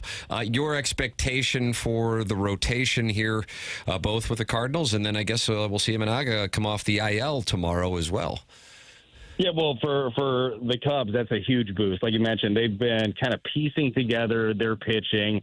They've done a good enough job with their offense to stay in a lot of games. By the way, they've done a very good job. You played the schedule that you have. They've had a pretty light schedule to this point. This is now the point of their schedule where they start to get tested. So we'll kind of see how that ends up looking. For the Cardinals, I love the idea with all the games in such a short time. They don't have another off day until July 3rd, as you guys know, of going back to that six-man rotation. I think that for the most part, when you look at the numbers that this Cardinals pitching staff, starting staff, has put together, I would say that they've exceeded expectations to this point. This has been a group that does not have a ton of swing and miss. Matthew Liberatore today has a bit of it. Sonny Gray's got a bit of it, but in large part, I mean, they are a pitch-to-contact staff. They've done a good job of limiting the opposition's offense. So I love the fact that McGreevy's going to get the nod in Game 2 here against the Cubbies. He'll be on the ground a ton. He's done nothing but earn a job seemingly every single time he's been out there. And then they'll just jump right back into their normal rotation and giving you a chance every fifth day. There's not a guy that starts, and I know that early in the season for many Cardinal fans, that was Michaelis, right? When he starts, like, oh, here we go. He had the one clunker in Boston, and then pretty much after that is giving you a chance. They don't have one guy right now where you look at it and say, oh, it's going to be a rough one. I think they've done a good job, and it's credit to each one of those guys, and credit to Dusty Blake and Dean Kekeffer and this pitching staff to maximize what they've got out of their group. I thought it was encouraging Saturday when Helsley came in and blew away the Reds in the inning that he worked, because he'd had some rough outings before that. He looked like his old self, though, didn't he? Yeah, well, what a difference, right? Because you guys, every single game last year when Helsley would trot out of the bullpen, you're like, over, O-V-E-R, we're done. You almost didn't have to watch it. As of late, you're like, okay, well, let's see this one through, or what's going to happen. Like, those feelings end up creeping in. I don't care how dominant you've been in the past when you've had a couple of rocky ones in a row. You're right. Look, his fastball played really well. His breaking ball, he buried it. I think that this is a guy in Helsley who, you look at some of the struggles, if you will, that he's had this year, his stuff is still pretty much the same. I was actually talking to some people in the pitching department the other day. They said his fastball, technically, when you're looking at the numbers, actually plays better than it did a year ago. But the results, I mean, when I say plays metrically, the ride that he's getting on his fastball has actually been better.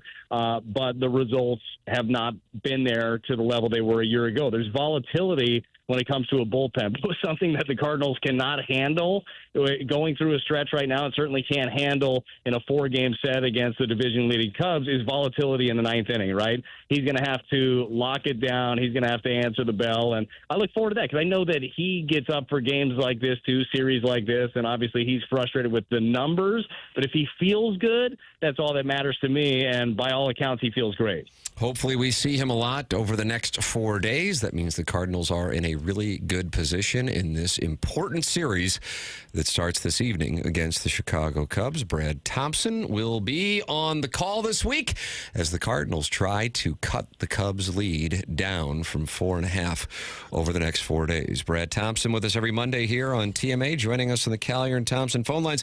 Enjoy the festivities at the ballpark, Brad. All right, gentlemen, I will talk to you next week. I'm going to go chase around a 7-foot bird. Yeah, so nice. He's got to chase Should that be easy bird to around. find. Yeah, Fred Bird. Thanks, Brad. All right, see you guys. That's Brad Thompson with us here on 101 ESPN. Cardinals and Cubs this evening at Busch Stadium. Doug, first pitch temperature 91 degrees is what the forecast says. That's not horrible. 91, we ought to be able to handle that here. Wind gusts up to 16 miles an hour. That could help. Yeah. Gentle hawk caressing the ball as it sails over the left field wall. Don't say or. I mean, what else would it be doing? Over. Nah. I mean, 91's not horrible, is it? That's doable. Well, you and I are pro-warm temperatures. Yeah. Now, when you're pro-warm temperatures, you also have to own the super hot temperatures. Mm-hmm. But So I'll you take do. this over the super... Well, I do. I'll take this over the super cold. Oh, yeah, any day. Any day.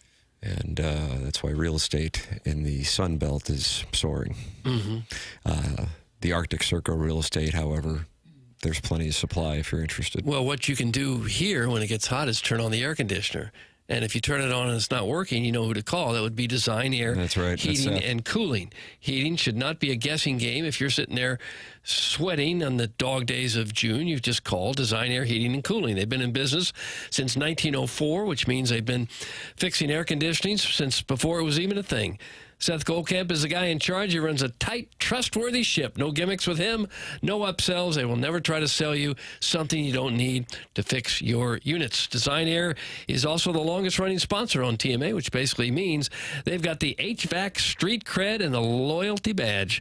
Head to designairservice.com, schedule your service, and breathe easy. Design Air, been doing it right for more than 100 years. Thank you, Seth and the Design Air team, the home of the handsome repairman. Yeah, beautiful repairman. Send your emails in for that Design Air Heating and Cooling email today, which comes your way very soon, in a matter of moments here on TMA. Then BK and Ferrario at the top of the hour. The program is called TMA. It's presented to you by Brown and Crouppen on 101 ESPN.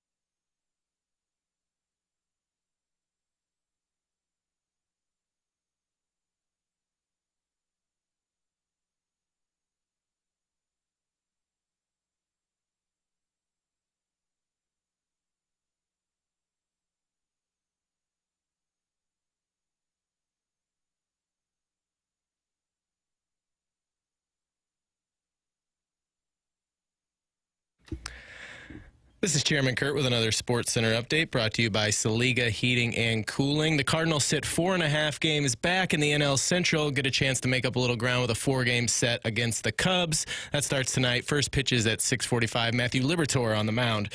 That was another Sports Center update brought to you by Saliga Heating and Cooling, a Daikin heating and air conditioning dealer.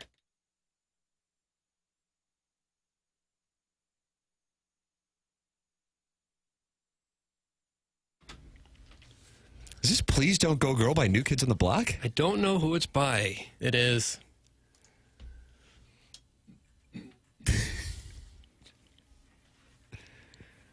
That's Joey McIntyre right there with the higher. Then take a listen to this part right here, Doug. Okay. Who is that hitting that note? Joey McIntyre. That sounds like a lady. Who's your favorite New Kid on the Block, Doug? I don't know any of them. Joey McIntyre, I guess. He's up there. That's the only one I know. Jordan Knight? I don't know. Donnie Wahlberg? I don't know. Danny Wood? I love you. I just wasn't listening to this when I was 40-something years old. What were you listening to? Real music. Bow! How about that? Glowworm, Mills Brothers, that kind of thing. If you were dealing with low testosterone and you were not listening to New Kids on the Block, then that's where Mentality is going to help you out. Mentality, if you have a lack of focus or mental clarity, feeling anxious, moody, or irritable, weight gain, muscle loss, especially belly fat, that is where Mentality can help you out. Those are symptoms of low testosterone. Mentality is a local healthcare facility that specializes in helping men feel and perform at their very best. Board-certified physicians providing a full physical consultation and blood panel analysis all during your first visit. Mentality focuses on free testosterone levels, which many doctors overlook, ensuring your treatment is tailored to your body. It is Mentality. Be the dad who can keep up with his kids. Be the husband your spouse knows you can be. All you got to do is go to mentalityhealth.com/radio. That's mentalityhealth.com/radio. Ladies and gentlemen, it is time for the Design Air Heating and Cooling email of the day. My Michelob Ultra has gone warm, and I'm wondering why I got out of bed at all to listen to this show. Hey, Tim, you know that song Phil Collins sung in the air tonight about that guy who could have saved that other guy from drowning but didn't, and then Phil saw it all, and at a show he found him? That's kind of how this is, Tim. You could have saved me from drowning, but you let these emails sink while you let Jake Reynolds with a beanie on say, golly gee willikers, guys, what a great show. Not only filter through, but win. I love you, Tim. You could have had my wife. Think about it. You ruined it now, and I hope you get little REM sleep and you dream about it. I hope when you dream you can't sleep each time Henshin filters through with free perk and you scream about it. You see, Tim? Shut up! I'm trying to talk. That's just that Asian intern screaming in a trunk. See, I just didn't read the free perk emails or kiss ass like Reynolds. I just put them in the junk folder where they belong. Well, gotta go. I'm almost at the bridge now. Oh, wait. How's it supposed to get past KG's filter? Doug, that's some Marlins Family Barbecue. My word. Set from Stan's 1976 Monte Carlo passenger seat. Marlins Family Barbecue. Hard to believe Stan is 22 years old. Is that right? From 98 Degrees? No. The song Stan, which that, of course, was a parody of. I just don't know. I wish I did. I could help you if I did, but I don't. Yeah, I'm going to say 2003 to get me 2000, but I guess 2001's alive, so I'm going to say 2002 to get me 2001 and 2003. 2000. Not possible. Yeah, the internet's probably wrong. Thank you. No, for heaven's sake. That email was a total ripoff of Eminem's Stan. Oh, thank you. Jackasses. Oh! Would you like me to suspend it? Who was it, Tim? 618. Marlins Family Barbecue. Oh, the email was Marlins Family Barbecue. Yeah, suspend the texter. Oh. 618, Doug. Oh, the 618? I'll tell you what, smart guy. You've been suspended a period of 2 days' time. No, I don't expect it does feel very good. It's not supposed to. It's intended to be punitive, and that it is. 2 days' time You're no longer eligible to take part in this show. As someone who's about to get married, I've heard the phrase, what's mine is yours, multiple times in recent months.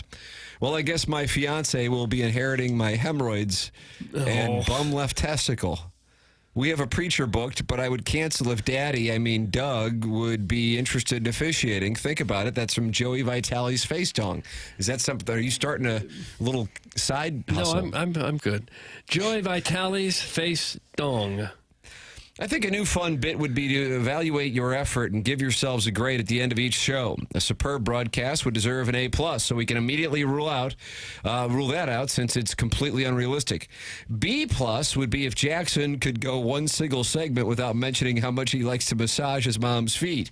C-, which is, if we're being honest, your probable ceiling, could be reserved for days when Chairman Kurt doesn't openly drool over Tommy Fleetwood's hair on social media.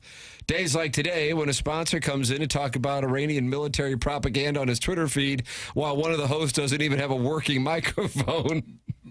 You obviously deserve an F. Another host inexplicably vanishes at the end of every show and is replaced by a dude who has shared custody of a dog, for crying out loud.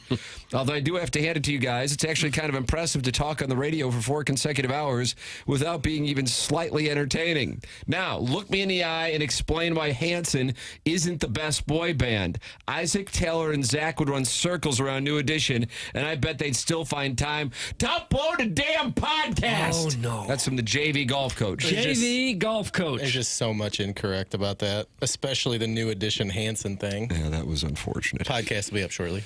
What's up, kids? Been busy as the dickens lately and haven't had the hashtag bandwidth to email in, but I'm still here monitoring the program for your ongoing Rafael Devers coverage and to chime in anytime Martin requests audio of short-lived brokered radio show hosted by a gentleman who doesn't think you have the balls to answer whether or not you think Jeff Fisher should come back or not.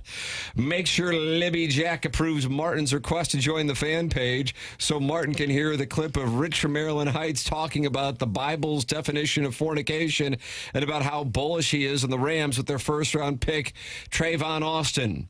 This email is sponsored by the St. Louis Cardinals. If you're sitting around in an air-conditioned room with nothing to do and would like to sweat your balls off and play Frogger with the stolen cars whizzing through downtown, head on down to Busch Stadium. Ours is the type of presentation where a geriatric blind man from the sweaty taint of Jefferson County feels free to drop in at any time and sit on hold for days on end in order to raise his objections to an email that was sent in 11 days earlier. It's all in good fun, Pestis. Peace and love to the ladies and gentlemen Hoosiers down I-55 way. Congrats to Plowsy and Madison, and cheers to Doug for officiating their wedding. It's about time someone made an honest man out of our Cheeto butt play prince. That's from Buck Swope, DBA, the Recess Ladies Breast. And that's what we have. Buck Swope. For the Design Air Heating and Cooling email of the day. Doug, the next question is what you got. I guess I like Buck Swope the most out of that group. I'll say Buck Swope. I liked Stan. Oh, did you? Yeah, that was Marlon's Family Barbecue. That's where I'm going as well. Yeah. So Marlon's Family Barbecue has won the Design Air Heating and Cooling email of the day. Congratulations to the Marlon's Family Barbecue. Chairman Kurt, anything we need to tend to before we hand it off to Big Kid? Might think he's won a lot of money by winning the email of the day, and if he did, he would have to pay taxes on it. And if he didn't pay taxes, he better learn the name Mark Milton. He'll take care of the godforsaken tax man for you. If you have years of unfiled tax returns or tax liens, bank levies, or wage garnishments keeping you up at night, or maybe even worse, you could be facing IRS criminal investigation. If so, contact STL Tax Lawyer Mark Milton at stltaxlawyer.com. Mark Milton and stltaxlawyer.com provide a local and holistic approach to tax resolution. So don't be sucked into the out-of-town tax resolution groups you hear about on TV and radio. Mark lives right here in the St. Louis area. He helps individuals and small businesses solve their tax issues. So if you've got any kind of IRS problems at all, contact Mark Milton at stltaxlawyer.com today, and you'll be saying, I'm not guilty, I'm with Milty. Remember, the choice of a lawyer is an important decision and should not be based solely on advertising. advertisements. There it is. Mark Milton, longtime TMA sponsor. You can always go back and podcast via the Schaefer Door Company podcast. You can do so at TMASTL.com or on the TMA app or 101 ESPN app. Both are available to be downloaded to enjoy the programs. Time for us to shut it down. For Chairman Kurt, filling in for the vacationing Jackson Burkett, for Martin Kilcoyne, for my brother Kevin, for Douglas Elvin Vaughn, I'm Tim McKernan. This has been TMA, presented to you by Brown & Crouppen on 101 ESPN.